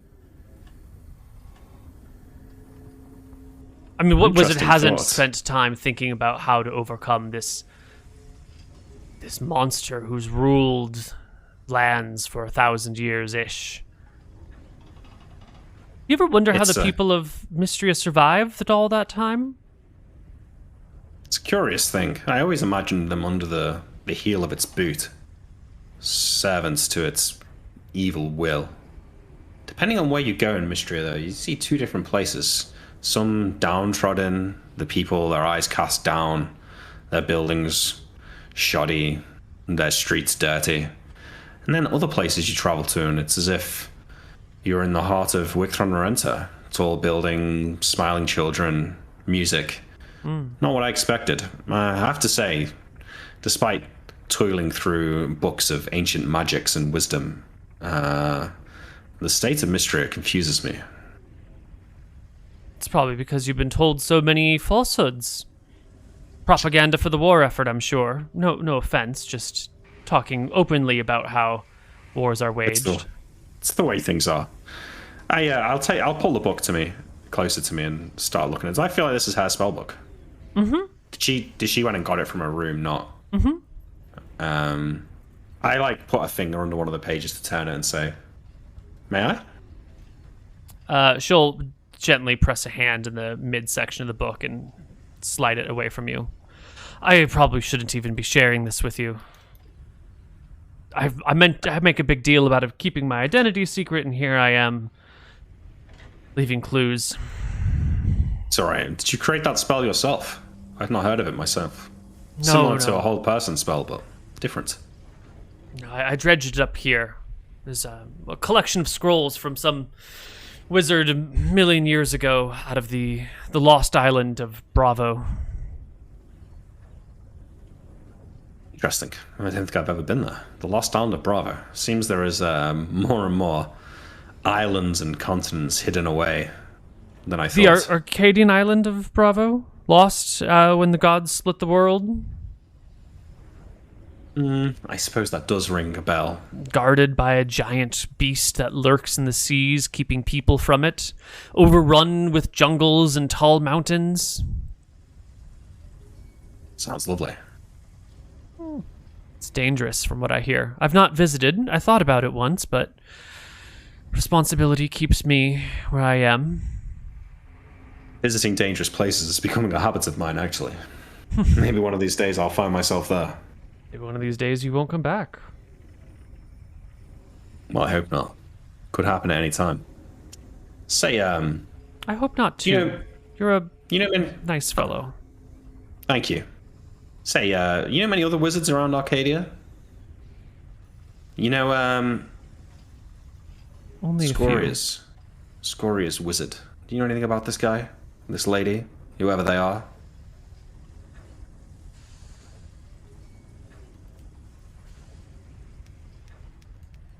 I understand. I don't want to involve you in my problems here, but I'm afraid that Scoria is all of our problems. She's been in Mystria for almost 1,000 years. Scoria or the wizard? Scoria. She hasn't bothered the other lands much. I mean, sure, there was that thing a couple hundred years ago where she, burned half of North Eridon, but aside from that... She constantly raids into the elven forests, burning their trees. Mm-hmm. This is She true. has many enemies outside of Drekis. Many. And with many enemies within Mystria itself, I'm sure.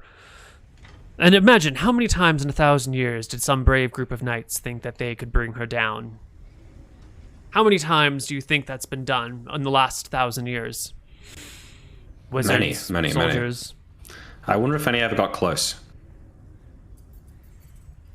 If they did, I doubt she would tell us. Yeah, me neither. If she has a weak point, she keeps it quiet. I doubt she could live this long if she advertised her faults. I know very little of Scoria's personal servants. They say she has... They say she has her own personnel. That the people of Mystria are separate from her empire. They just happen to be under her heel. Yes? What do you know? I reach into a pocket and pull out the 5-fingered golden, like the thing that the wizard with the Dragon Knights was wearing. I pulled this from one of her wizards traveling around with a group of knights flying a red dragon banner. She took some time, but she spoke all about Scoria's personnel, as you put it. But not once did she mention the wizard.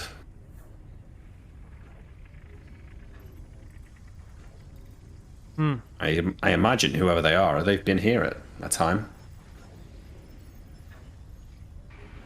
Perhaps sat at this very table. Quite possibly. She rubs her hands into the table. a great many wizards and monsters have sat at these tables. If you think about the history of this place, the countless generations that have passed, coming and going, sitting here, it's almost enough to make one feel like an elf. Almost. Alas, we're very far removed from that. I'll pour myself another drink, finishing this one. Yeah, you can tell that her mood has darkened somewhat. Her brows a little more furrowed. She's slouching in her chair and holding her cup, maybe her third cup of drink, a little more lazily, letting it swirl, but the swirls get a little close to the rim for comfort. Well, this conversation took a dark turn. I'm afraid that Scoria and her minions occupy most of my thoughts these days. As you can imagine. I'm just as like to die in that cave as anywhere else. Yeah, suppose. But better to die doing what you think is right than to die doing the bidding of others. I think on that. It is right. But it is also the bidding of others. I'm afraid. Despite all my power, I'm but a pawn in the schemes of an old lady. She's not too different from Scoria herself, I say with a laugh. It's not really true. But in a way, they both run a kingdom. Hasn't she burned spies that she's caught? She's not that different. Shorter, I'm sure. Less massive. No fire breath, but, My aunt, she can be a tough cookie at times, but there's warmth there, kindness. I doubt you would see that in Scoria, even if you spent decades conversing with her. I think you're too close, Imric McGarry. I think you're too close. What do you know of red dragons? They are evil to the core. There's no goodness there. I know that a woman who sends an army deep into a dragon's territory knows the dragon will come and destroy it. I think that a woman who knowingly sacrifices her largest army does so for a reason, to provoke further conflict, to have an excuse to do what she wants, creates suffering of her people, and uses it as a rallying point for her to do as she pleases. No. You've got it all wrong. The Queen's not like that. Sometimes tough decisions have to be made. People will be sent to their deaths, but so is that's just the reality of war. She has the best will for her subjects. She does what's best for Drakus. Even if it means killing large swaths of Dracusians and Mystrians, and if it means sending men to war, then yes. But that's not the same as But what execution. if when you send someone to war for the purpose of creating more war? What if you send people to war knowing that they will fail so that you can refine your plan and redefine your enemy? Well, I don't know that that's happened, and I don't suppose that you could know that for sure either. But even if it had... I don't pretend to know the mind of the Queen of Drakus. Men and women die in war all the time for tactical reasons. It's up to a general or a monarch to decide what those reasons are and how they're best served. She doesn't take pleasure in cruelty, as I'm sure Scoria does. Wasn't the war between Drakus and Mystria originally a skirmish in Eridon over the looting rights that led to the Dracusians invading Mystria?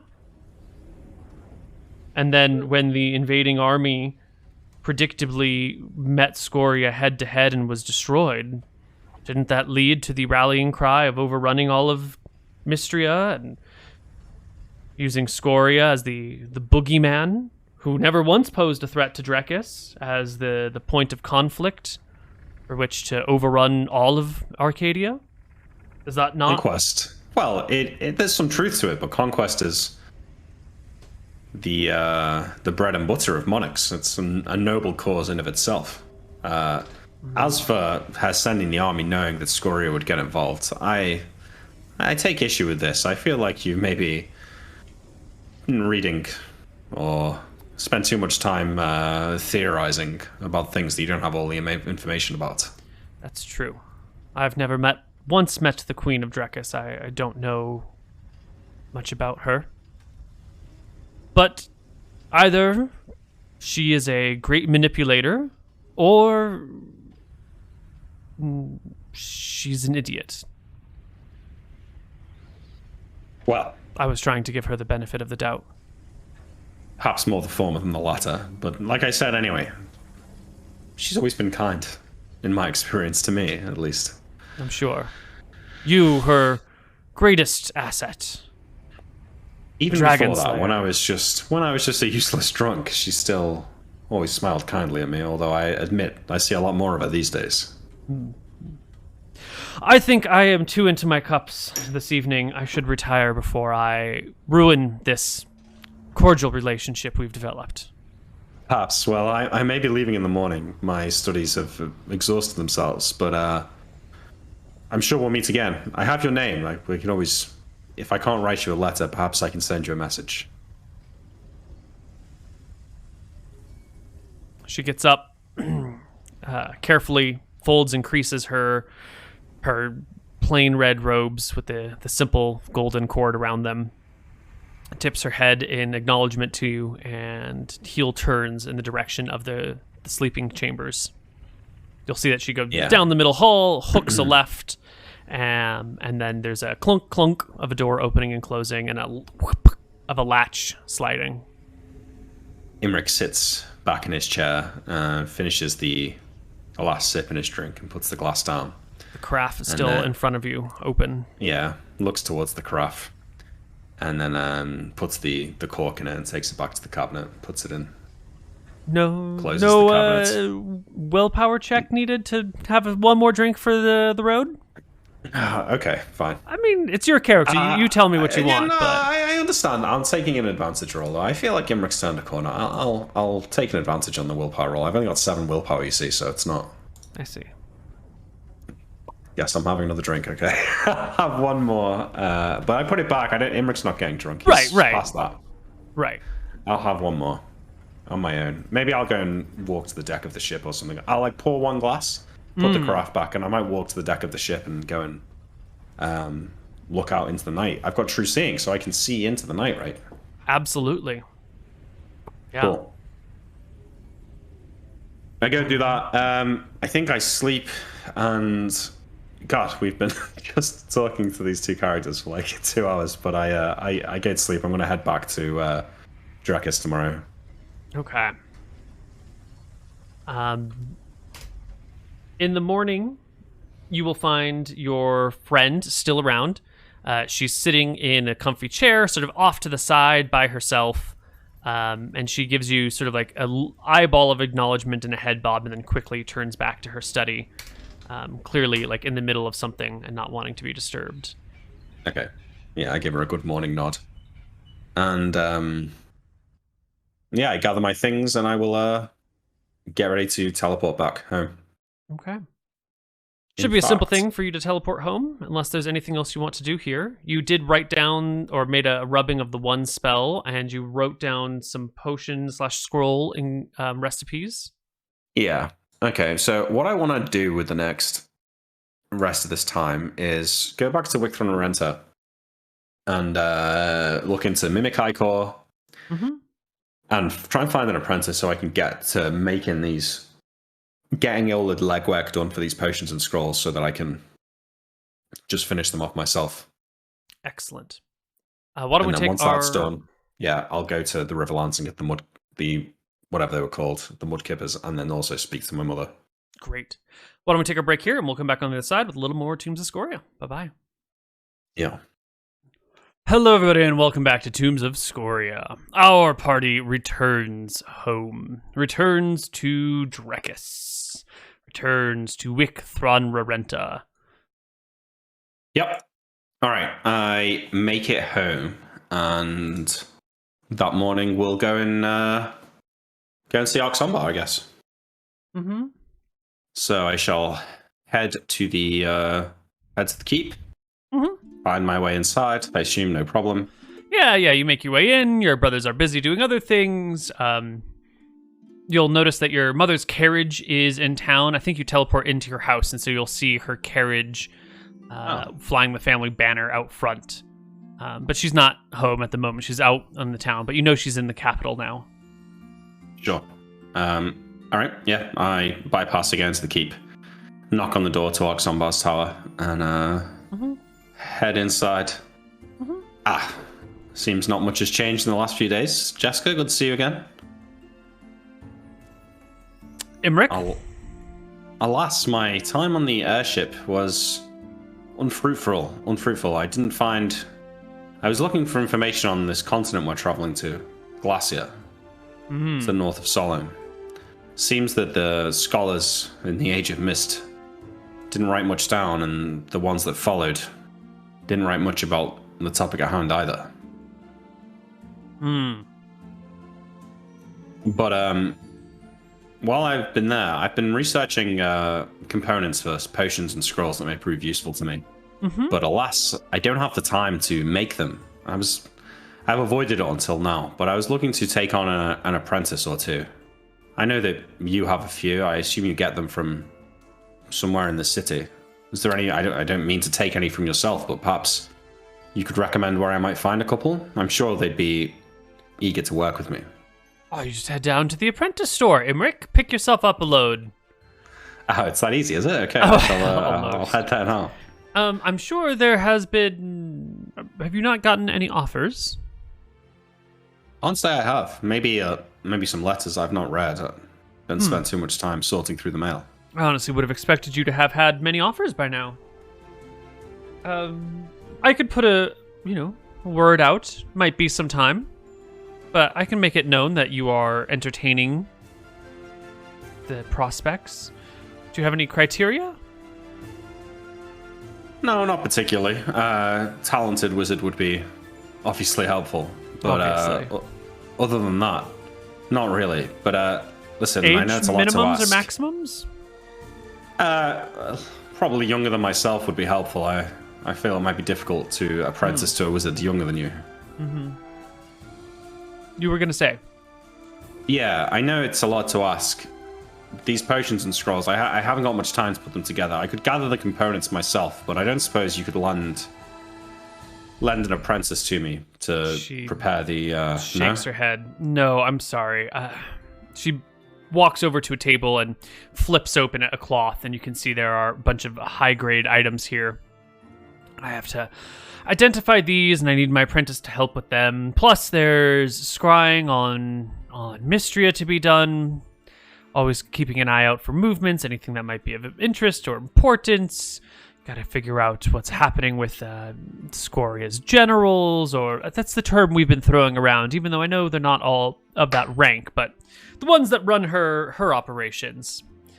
We've gotten some leads on a few of them, and so keeping a daily eye on where they are and where they're going is what the Queen desires. I understand. How goes things in Akuba? With Shivan, I believe her name is, the half-elf. She'll walk over to a map and unroll it and point to Yatel.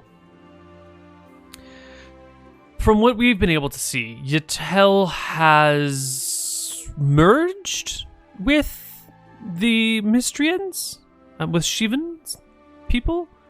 Yeah, that's what I'd heard. I suspect that this is not the bloodless merger that it appears to be. Through scrying, clairaudience, clairvoyance, crystal balls, we've seen that there's no new graves, there's no pile of bodies anywhere. The number of soldiers in the streets appears to be roughly similar to that before, but now they go in packs with Mystrian, and now they are sometimes accompanied by a Mystrian officer.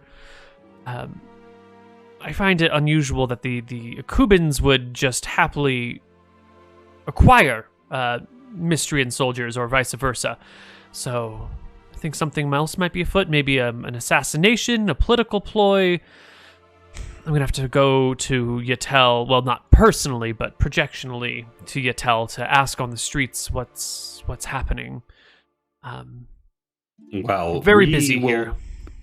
We maybe we're looking to do something about that once we return from our expedition. So if you could keep detailed notes and let me know what's going on when we get back, that'd be great. I've heard word that you and your brothers are planning an expedition to a very cold place that is not the Frostlands. Yeah, that's right. You're ahead of this group, the Frost Rangers of Iowan. No. Towns to the north of Solemn. My solemn history is very, very light. I've spent so much time here. She points to Drekis. I can't be bothered with the things across the sea. Mine too. This town, Iowan, it's on the northern reaches of Solemn. And this group, these Frost Rangers, well, it's like nothing you've ever seen. I walked into a tavern, about 30 of these guys. I've never seen more magic items in my life. Every single one of them, even the ones wet behind the ears, were well equipped. Perhaps not the same as Tyrael and Anton and myself, but still well equipped. And to hear them tell it, they've been excavating the ruins of an ancient civilization from the Age of Mist on a continent to the north. They call it Glacier, digging through the ice and finding the relics of these lost peoples. From what they said, the kingdom was destroyed due to the overabundance of magic there, whatever that means. Sounds like a bunch of crap to me. More likely destroyed by the gods, and then people made up their own legends. Perhaps. But Anton, he's spoken with Valthara. The items that we seek. Rolls her eyes when you mention Anton speaking to Valthara. Yeah, you doubt?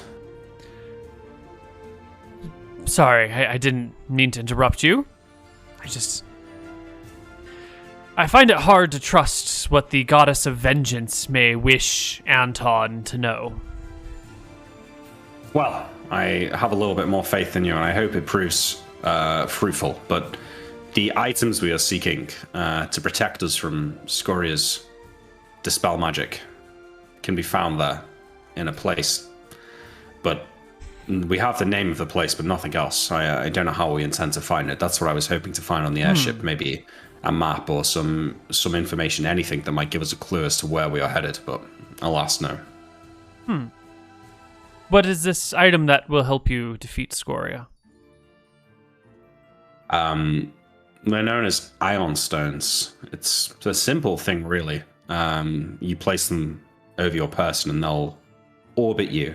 There's a variety of different types, but the one we are seeking will absorb spells cast at you. I'm hoping that it will defend us from Scoria's dispel magic, because I keep having the recurring thought that we'll face it in battle, it will dispel our protections, and then burn us all to a crisp within minutes. That's exactly what I would expect her to do. Yeah, exactly. So I was hoping to find some way to protect ourselves from her dispel, and then like a ring of spell storing or a ring of spell turning. It sounds like this is similar to that. Something like that, yes. But we'd need more than one of them, and I've read things about rings of spell turning that they don't deal so well with indirect spells. Area of effect, such as dispel magic, it may not work. And it's a matter of life and death, so I'm hoping that these will prove more effective. Well, if we could avoid the dispel magic, then a simple scroll of fire protection should protect us from the breath. I think that's about the only way we can defeat it in battle. The final piece, if you will. So I know it's a long shot, but I've read about these things in ancient books, briefly mentioned. This is the first time I'd ever had a lead, and as soon as we got into that tavern, the man we spoke to, he had multiple of them orbiting him. Not the exact ones I'm looking for, but he had a handful of different ion stones. Says he found them in this place. Oh. Hence the expedition. These Frost Rangers certainly seem like a group worthy of your attentions and times. Sound like miniature versions of yourselves. Sort of, yeah, something like that. But anyway, that's the plan. That's why we're going there. We've commissioned the boat for 2 months, so once we leave, we should be back within a couple of months. But that's what I'm saying. Keep an eye on Yatal and Siobhan and see what goes on there. Well, I'm going to... Hey, another thing. One of these potions I wanted to make, I need the ichor of a mimic to make it. Now, I'd been racking my brain thinking about where one might find a mimic. And then I had a thought. Maybe there's some in the keep here. You know anything about that? I do. How much ichor do you need? Wow. Wish I'd asked you about this sooner. And, how much can you get, I suppose? Or how much could I get? Happy to collect it myself if it proves too dangerous. No. Not for you, I just mean... Yeah, well, if I could make 5 of these potions, that would be great. I don't know how much you can harvest. Well, I'll just go up to Minnie, and we will let some ichor out, and, come back a few days later and let out some more until we have enough that you need. That's fantastic. Jessica, thank you. That's great. Mm-hmm. Well, that's one problem sorted. I'm going to poach some branches from the Elven Ambassador's home. I hope he doesn't notice. Sure he will. Shortly. He's a more crafty character than he lets on, that ambassador. Well, no time for study today, but it's good to check in. I'll speak to you in a couple of days. Maybe collect the ichor. Ta-ta. And I will polymorph self and fly to the Elven Ambassador's tree. Take a little perch on one of the branches there. And look for the right dowsing rod off of one of the branches. Yeah, well, I'm looking for more than one if I can find it. 2 or 3. Mm-hmm. And once I've identified them, I'll then,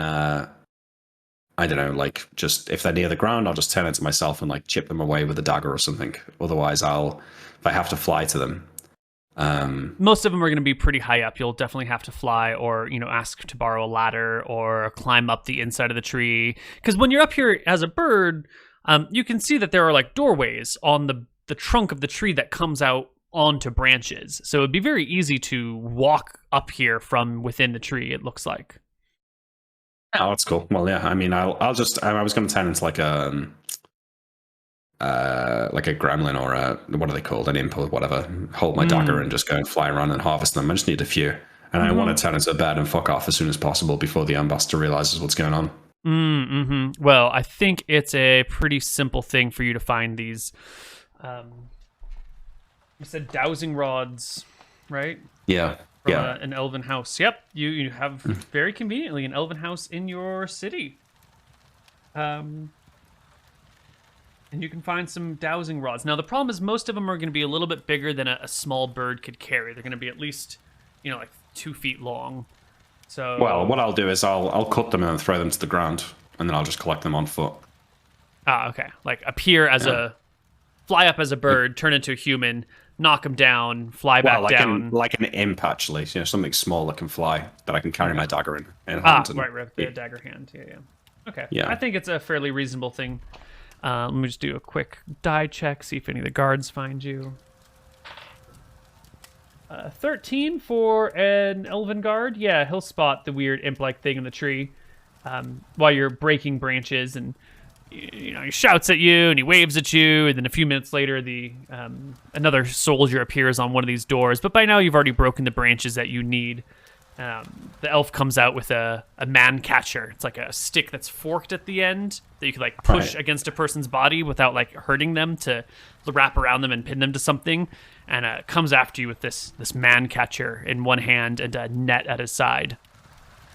But by the time he gets up here, you've already broken off the branches you need, can flurry down, pick them up, and fly away, just to the angry sounds of the guards. They're not trying to hurt you, they're just trying to shoo off the weird creature that's fucking with their tree.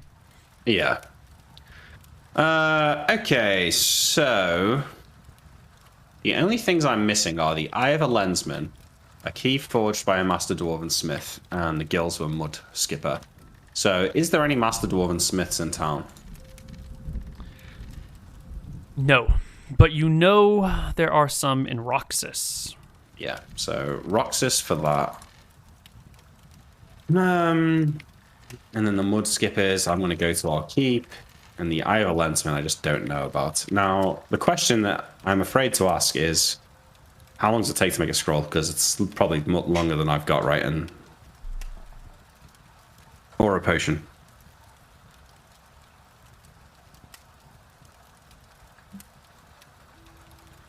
Inscribing a spell onto a scroll takes 1 day per spell level, while creating a protection scroll takes 1 full week of uninterrupted work. Okay, so it's only a day per level, so it's not actually that bad. The alchemical process for a potion usually requires 1 full week and, cost, blah, blah, blah. If the potion's experience value is greater than this, you must spend an extra day per 100 experience points brewing.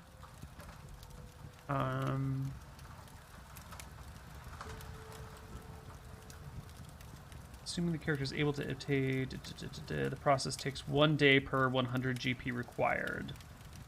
Okay, so we don't need the alchemical process. It's a day per 100 GP value of the spell of the potion, which is a weird thing because the potions have an XP and a GP value, but that's not the GP the potion would sell for. It's there's this old silly mechanic that we don't talk about.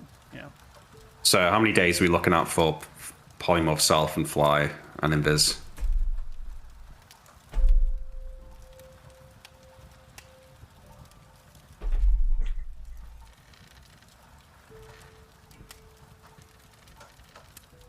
Potion of invisibility is 250 GP, so it'd be 3 days.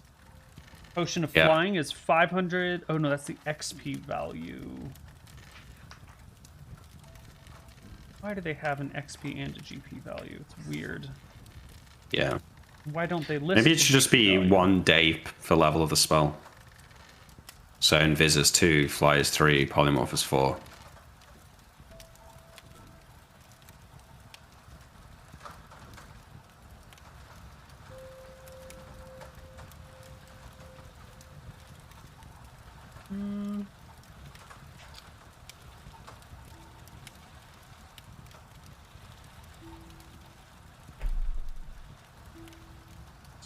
Flip through these tomes of knowledge over here. Yeah.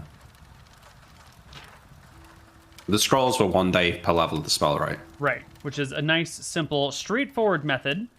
Let's research. EP.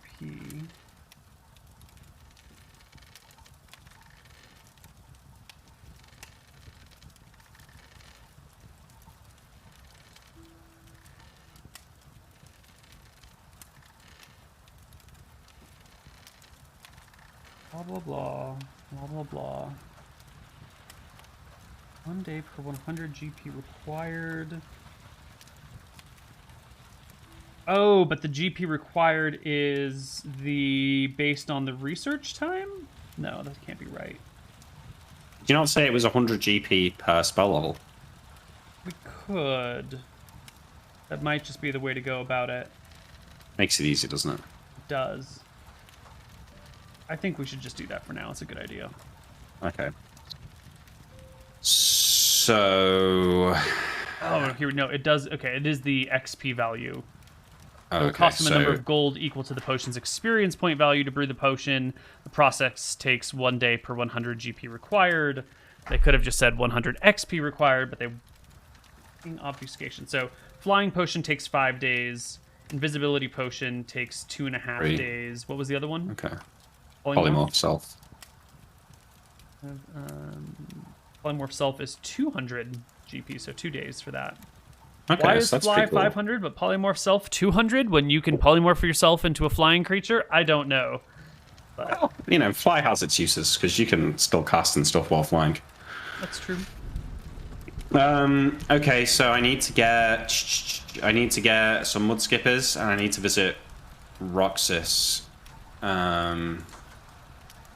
Yeah, if you want to toss out 100 GP, you can get as many mud skippers as you want. They'll just it'll take a while. You hire someone to go down and bring you some mud skippers back alive, and they'll bring you they bring you a shit ton, and you pick out the young ones yourself, and then you throw the rest in the pond or whatever. So I'm going to say I've got 5 castings of that. Yeah. What about Roxas? Can I go and get some keys made there? Do we need to roleplay that? I don't think you'd need to roleplay it. You don't need keys to anything in particular. You just need extremely well-crafted keys, right? So Yeah. I think you can get to Roxas, and you can get keys made without any real trouble. You've been flying all over the place without running into encounters. You've got invisibility spells. You can avoid these things. You can turn into birds, small birds, big birds. You've got stone skin. You've got a shit ton of magic missiles. Yeah. You can get to Roxas, and they're not going to give you a hard time when you're like, hey, I just want to place a special order for some keys. And then you maybe chip out another 100 GP to get a bunch of keys. All right. Well, I'll take 200 GP off the party sheet, because Imric doesn't carry any wealth of his own. Mm-hmm. But I shall take off 200 of our 24,600 gold. Nice. Okay. Well, hang on. Let me take a look at my spreadsheet and just... What are we doing here? So we failed to sell the robes, which is a shame. Need to learn Lesser Disintegrate. And maybe just speak to Shelley, I guess, is the only other thing to do. Elven cat whiskers. Where did she say the elven cat was? She said one had been spotted near Berkshire, like from time to time. It would be a bit of an adventure to try and find it, though.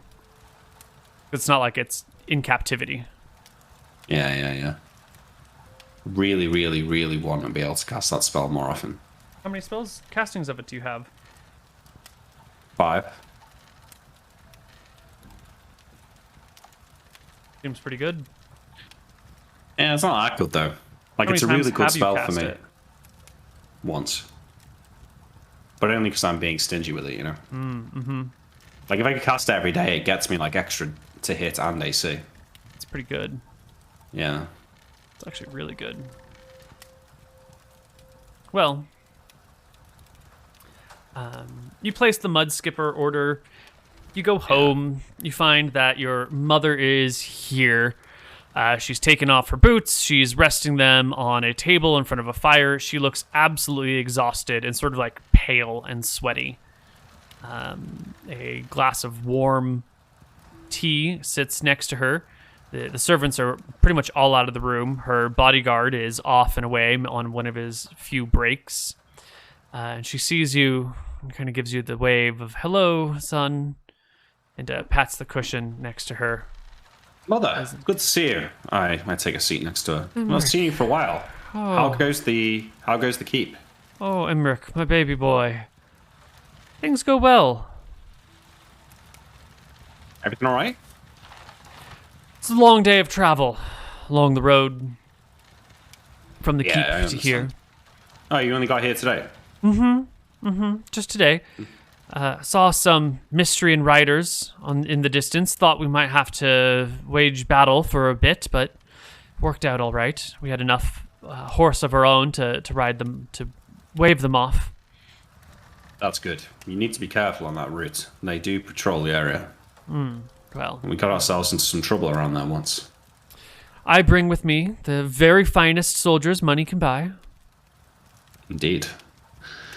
We should have it no other way. Well, I have no plans for the evening. Perhaps we should take our meal together and catch up.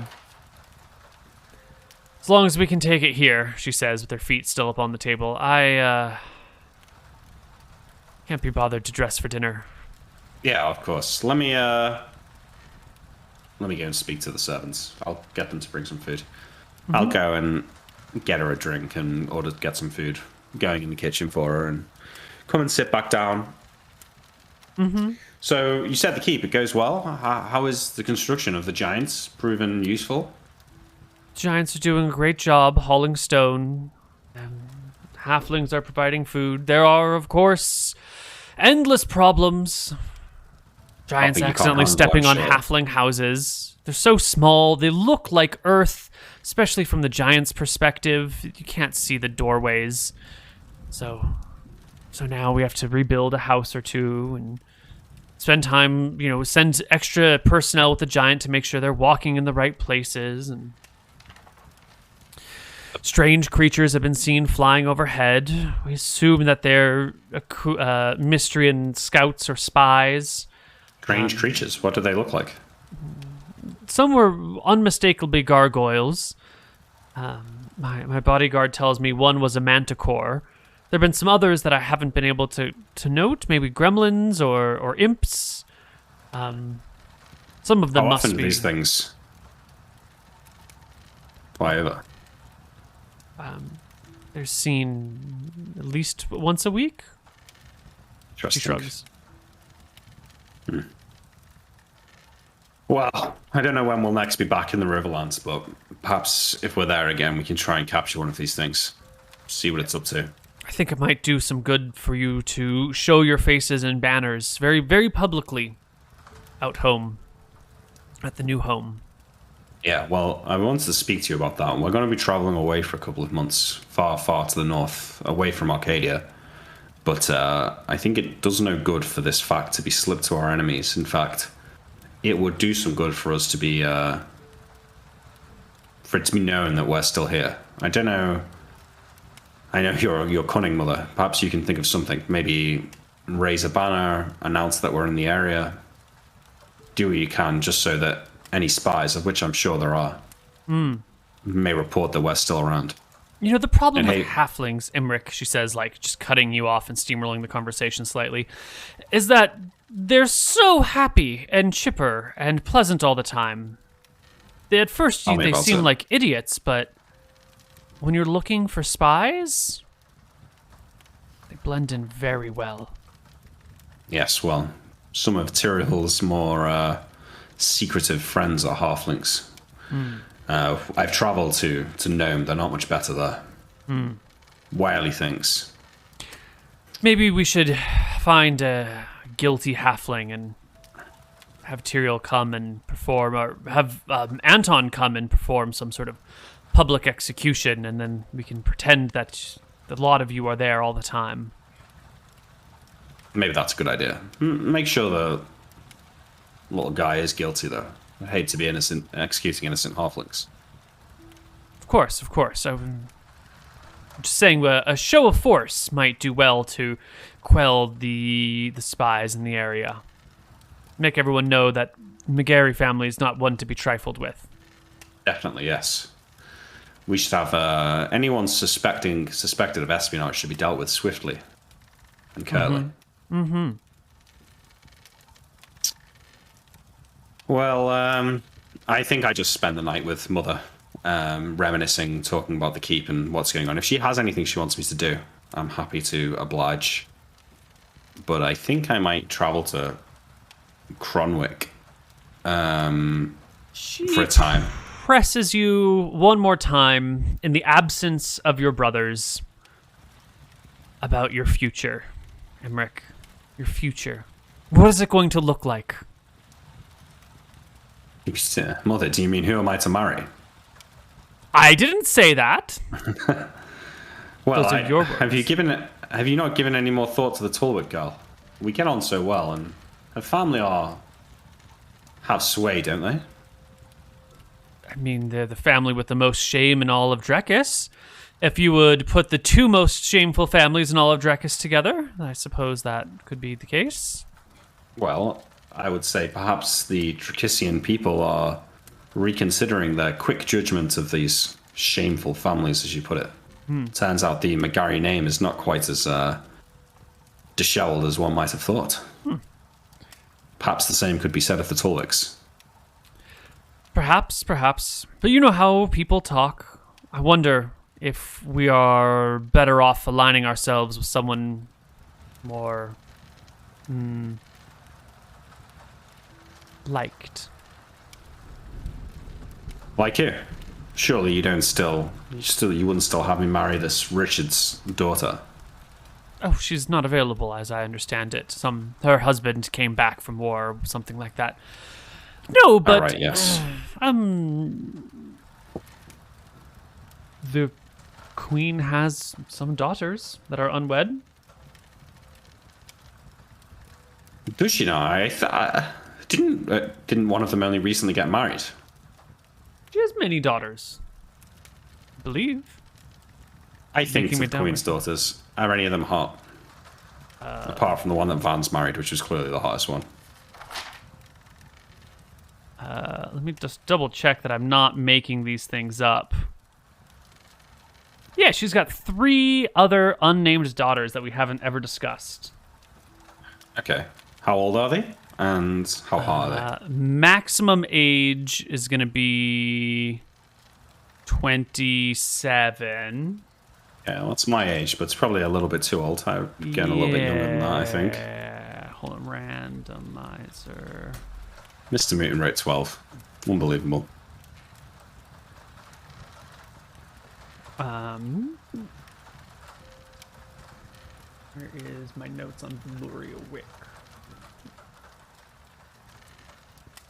Breckus. High Prince Siegfried. Oh, here we are. I already have their stats. Oh no, these are all fucked up. Oh no. There just might be some mildly contradictory information. Oh right, I thought you meant that they were fucked up as people. Oh no, they're fine. They're fine women. Don't worry about them. Eldest son. No, wait. That's class. Oh, that's the Prince of Cronwick. Oh, I'm looking at the wrong fucking names. Princess Sella. Okay, Valoria Wick. Here we go. Okay.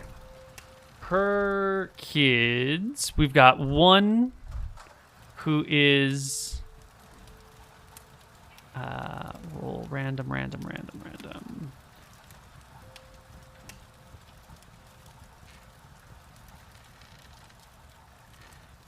All right, so we've got her name is going to be Tara, who is 4'11" in height, 24 years old, and left-handed. Left-handed. I don't know about that. Oh yeah, southpaws, right? Mm-hmm. I don't trust them. 7. Hotness 10. I know that matters to you. It's going to be a pass on that one, I think, because I think Shelley was like a 15, you know? What's your hotness, Emmerich? My hotness is pretty decent. Hang on, let me check. Now, this is not accounting for position. 13, Neil. Well, none of these are accounting for position, my friend. These are all raw. Okay, so you'll 13, accept anyone. Decent. That is average. That is the upper end of average, yes. I think you're finding the average is 8 to 12. 8 to 13 is the average, my friend. Nah, 8, 9, is it 10, bollocks? 11, 12, 13. That's just counting out numbers doesn't make it true. 10.5 is the average of 3d6, so 2.5 points up, 2.5 points down. But it's fine. It's fine. Oh, this is a 1, a 2, and a 3 for a total of hotness 6 Get her for away from the me. 21-year-old daughter named Celeste. All right. And the third unnamed, unidentified daughter up until this point is... It's too old. We said maximum age of 27 based on the others' ages.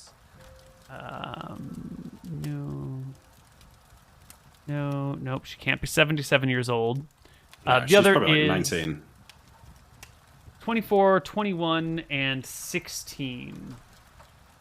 That's looking. That's No, that's 16 fine. years of age. No, I know. I know.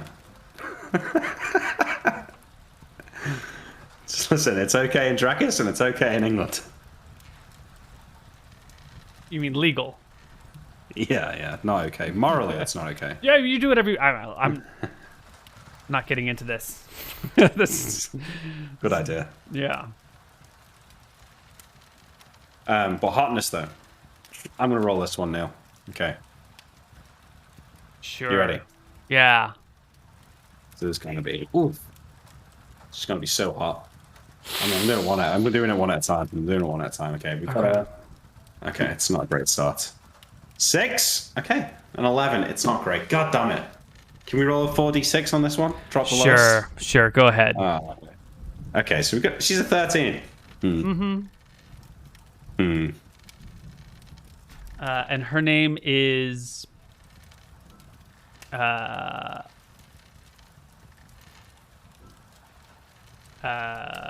can do this. Her name is. What's a cool name for a woman? Like.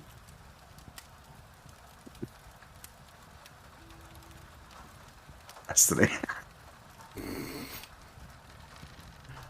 Wait a minute, that's a girl's name. Sorry, a woman's name. Her name's Fran? No, I don't know Famia. Famia. Famia. Famyea. Famyea. Famyea. Famia. Famie? I don't know, I put down some letters. Well, Mother, no offense to your sister, but her 2 elder daughters didn't really get the McGarry looks gene, if you know what I mean. The youngest one, she's not bad to look at, I suppose, but I've not spoken much to her. She's still but a child. And how old are you, Emmerich? 27? 28 now. So you have a long engagement. And you'd rather me marry Famia than Shelley Tulwick? Yes. Well, I'm sure where we are headed, I'll have much time to contemplate to myself. I'll think on it. I'll give you an answer when we return in a couple of months. I know it won't put you in line for the throne, but think of your children. They would be princes and princesses.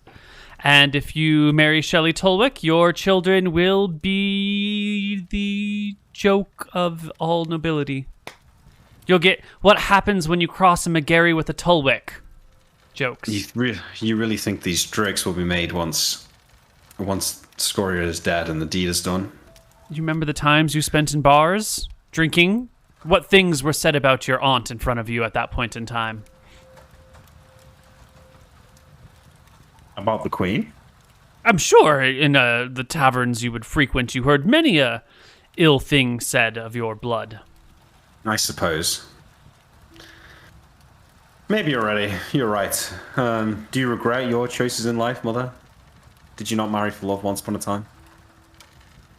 I married for love because I would have been a terrible leader. I picked my path because it suited me best, and I was ill-suited for the other one before me. It's your life, Emmerich. You can do as you please. You are a grown-ass man. As they say. Well, it's very noble of you to say that, Mother. I'll take your wisdom on board. I know you speak truths and you have my best interests at heart. Don't think that I'm dismissing you. I'll think on it. It seems to me that you don't really have anyone. You don't really have any desires in particular. To you, there are women out there, and one day you could marry one of them. And as long as you're not too particular about which one, as long as you haven't found one that calls to your heart the way your father called to mine, rest his soul, you might as well pick one who is good for you. And you'll grow to love her. And she's young, and she'll adapt to your way of going, and you'll have a similar background and similar family structure. It'll be easy. And with a princess like that, the youngest princess marrying the youngest son of mine, things will probably flow well. You wouldn't even need to see her or spend that much time with her, but it would give you a position from which to move forward in your life. Tying us closer to my sister, your aunt, the Queen, was always a nice thing. Doesn't it make more sense for Tyrael to marry one of her daughters? I think if I mention marriage one more time to Tyrael, he might... Yes. run off into the woods. He's he's less. How do you politely say that he's less sensible? He has Yes, well, he's prone to making rash decisions at times. Reluna guides him too strongly, I think. Perhaps. His affinity for the goddess of passion is seen in his actions, if not in his company.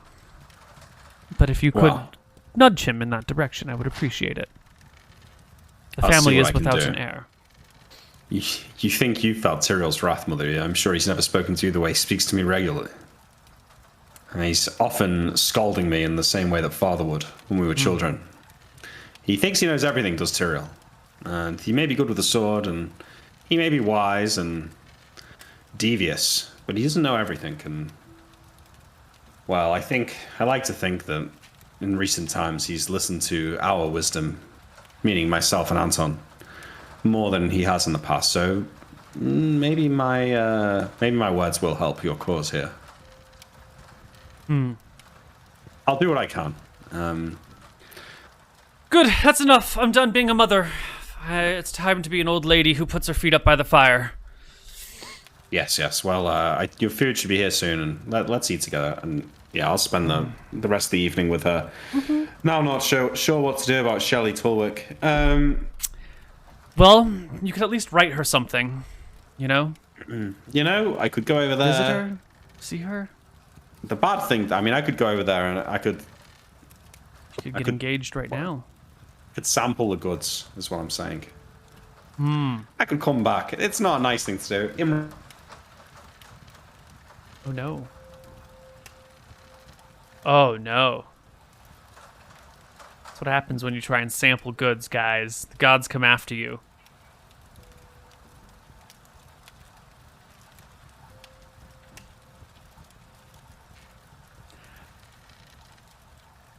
I don't know what...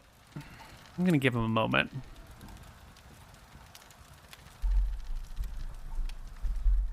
We're nearing the end of our story here. I did want to get to the Tulwick storyline.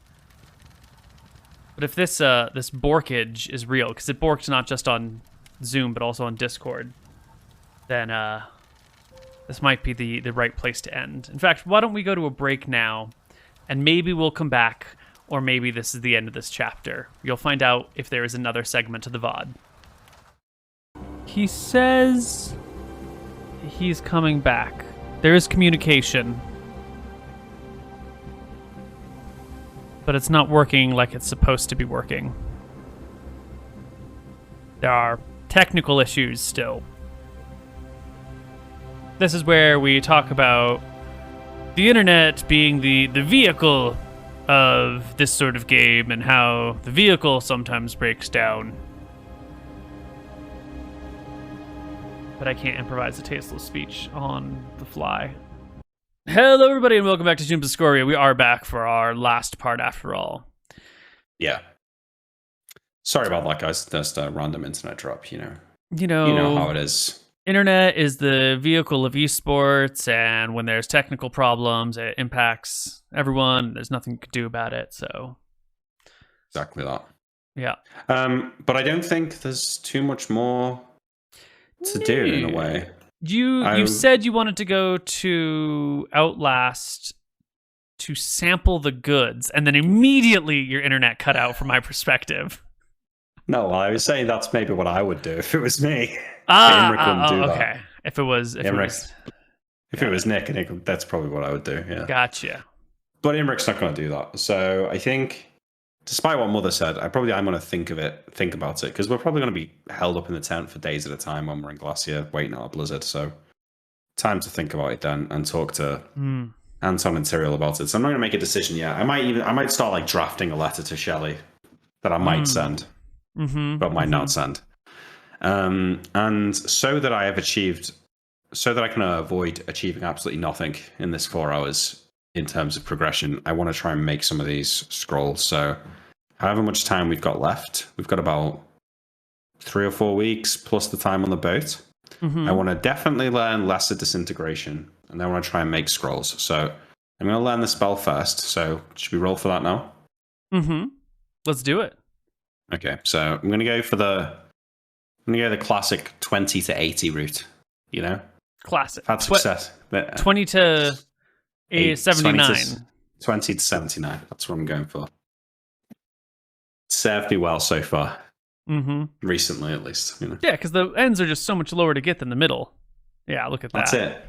All right, we get Lesser Disintegration. Wow. That's my last 4th level spell. And throw me down 42.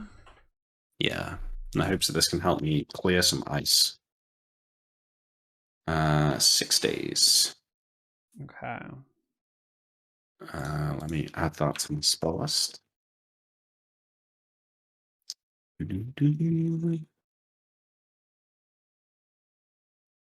And the component is just some sand, which I already have for 2 of my spells anyway, so that's pretty good.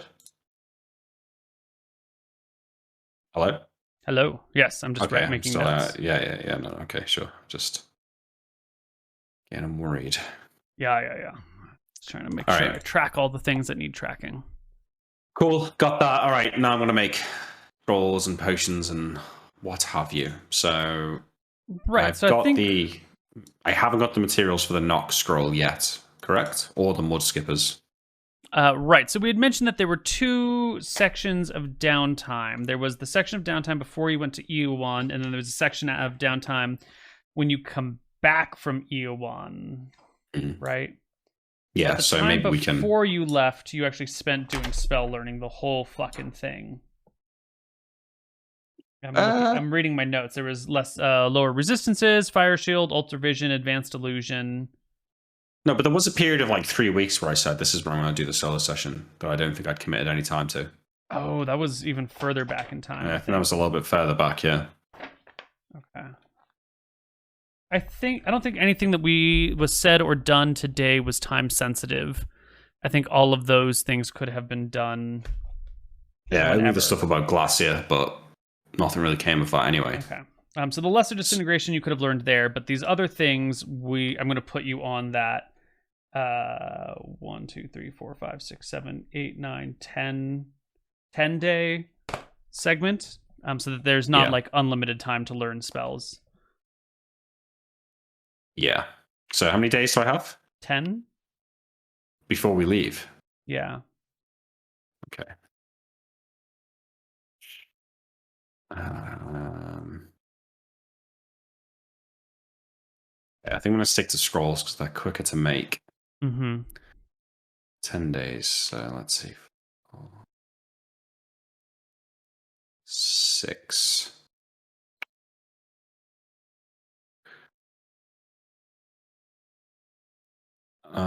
Okay. So I think then I'm going to make 2 scrolls of Revealed Door, 2 scrolls of Hold Portal, 1 scroll of Knock, and 2 scrolls and 2 potions of Polymorph Self. The potions of Polymorph Self take 2 days each. Yeah, so that's 4 days for that. Scroll of Revealed Door and Hold Portal are 1 day each. So the 4 of them, that's another 4 days. Well, 2 of each. Total. So okay, yeah. And then 1 scroll of Knock, which is also 2 days. Perfect. No, in fact, hang on. I'll do a scroll of Locate Landmark instead. I think that's more useful. Perfect.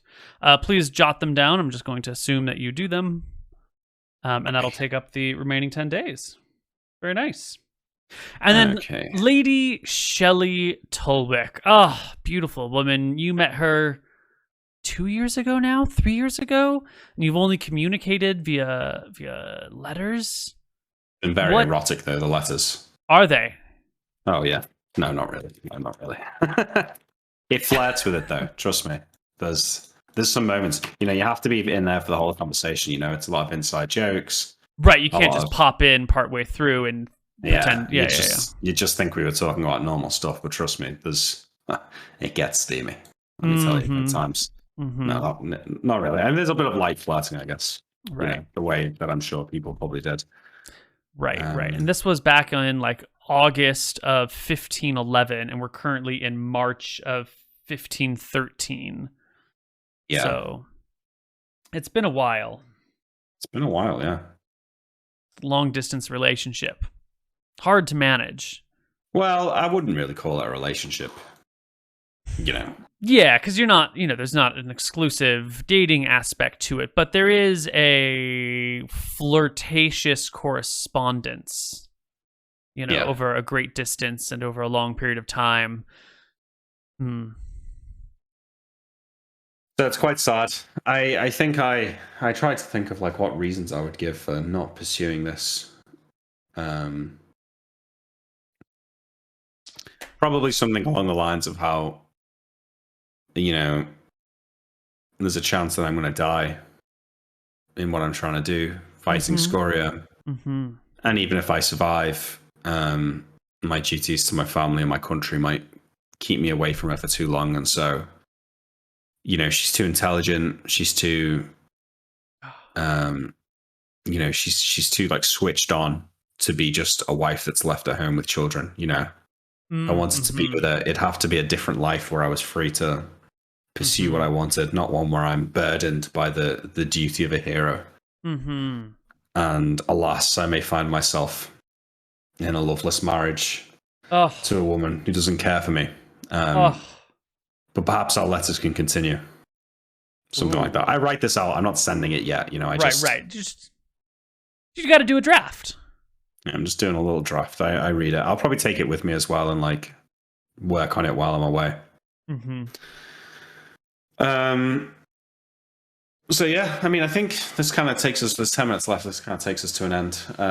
We did a lot of role playing, which is nice. We don't always get to do that in this campaign. So yeah, it was nice. It's been a while since we've just had a long chat about thoughts, even if it's in character. Mm-hmm. Let's get some takeaways from this. You met that woman on the airship. What was her name? Deanthe? Yeah, whatever made-up name you gave her, yeah. Yeah. It's not a real name. Well, out of character. I'm a little bit concerned because you were like, oh, I need to come up with a story. And there was no story, which makes me think that this woman isn't who she says she is. So it's not that I didn't come up with a story and that's so we didn't have a story. It's that there's a secret story that you're not aware of. That's what I'm assuming. That's the assumption I love. Yes. That's it, buddy. There's a secret plan. People are saying that she's Scoria's wizard. I don't think so. I feel like the interaction would have gone differently if that was the case. So I think it was good. It was good to make a friend. I think what came across to me was Imric was all very friendly to her, but as soon as she started insulting the queen, I kind of felt like, whoa, hang on. That's too far. All right. Don't presume that you can start slagging off Drakus to me because, I'm literally in the royal family. I'm literally risking my life and everything for this country. And you're like, oh, well, actually, the queen's just as bad as Scoria. That's not true. I'm not here for that. Yeah. This ain't it, Chief. Sounds like she's not Drakissian then. Yeah, no, I don't think so. It sounds like she's maybe Eridonian or something. Mm-hmm. Maybe a Cuban. Hard to tell. Mm-hmm. But yeah, just went with the wizard airship. At least I can get back to it now, I think, in the future. I learned the spell, made some scrolls and potions. Even the ones that I didn't make, I at least now have recipes for and access to the components. Mm-hmm. So I've freed up my level 4 spells. I've only got 2 potions of polymorph self, but more of those would be useful because level 4 is actually my most competitive level for spells. Because you've got Stone Skin, polymorph self, Ice Storm, improved strength, improved invis, ultra vision. Like there's loads of really good spells in level 4. So it's always, and I pretty much always take polymorph self and Stone Skin every day. So not having to take polymorph self might be quite nice. Yeah, I mean, I'm a little bit worried about using polymorph in Glacier because I'm concerned that the wind will shift and I'll get like permanently turned into a bird or something. Yeah, that's an interesting effect. If that bag of holding permanently emptied its components somewhere, wait, that does remind me of one thing that I do want to do though. I can't cast a spell. I want to get Arxombar to give me an item with beacon cast on it. Mm-hmm. It can be anything, doesn't matter what it is. And I want to bring it in a bag of holding. And then I want to detect magic the beacon after it gets disappeared to see where it goes to. Oh, yes. You can get a beaconed stone. If not from Arc Somber, then you can get it bought from someone else. You'll have to pay cash for it since this is, buying a spell slot from someone, of course. I think the cash value will be like 300 GP for a beaconed rock. Saw me coming, didn't they? 300 gold for a level 1 spell. I mean, hey, identifies 1,000 GP. Per facet of the item identified. That takes all day, though. Sure. That's true. That does take a full day. Yeah. All right, I take another 300 gold off. I'll have that with me. And yeah, I think that's it. So I hope everyone enjoyed it. Bit of a different change of pace, but we'll be back tomorrow with a lot of adventure, I expect. So yes. Oh, I think I will also, in the days where I'm just making scrolls and stuff, I'm going to make a bunch of... I don't have continual light. Shit. I'm just going to make a bunch of continual light stones, but I can't. Your brother can probably make a bunch for you. Oh, Anton can cast it, right? Right? Yeah. Yeah, okay. So I'll make a bunch of... I'm going to get a bunch of continual light stones made, because I want to, like I said to you, I want to try and have so many of them that it almost acts as a proxy for when the magic fuckery starts. Because I feel like if there's enough of them, at least one of them will be affected at the edge of the area. Mm-hmm. If you only have one, it might just not get affected until you're 20 miles in. But if you've got like 100 or 50 or 30, might have a high chance. So I'm going to try and set that up. Okay. Great. Well, then, that'll be it for our session today. We will be back tomorrow with more Tombs of Scoria, and then I think we're off the following week, and then we're back again. So that's that, everybody. Well, we'll be back tomorrow on Destiny's channel in the usual home, but thanks everyone for stopping by here for this one-off. Do remember to follow if you haven't, subscribe if you've got Amazon Prime and you've not used it. But other than that, thanks for watching. Good night. Bye-bye. See you later.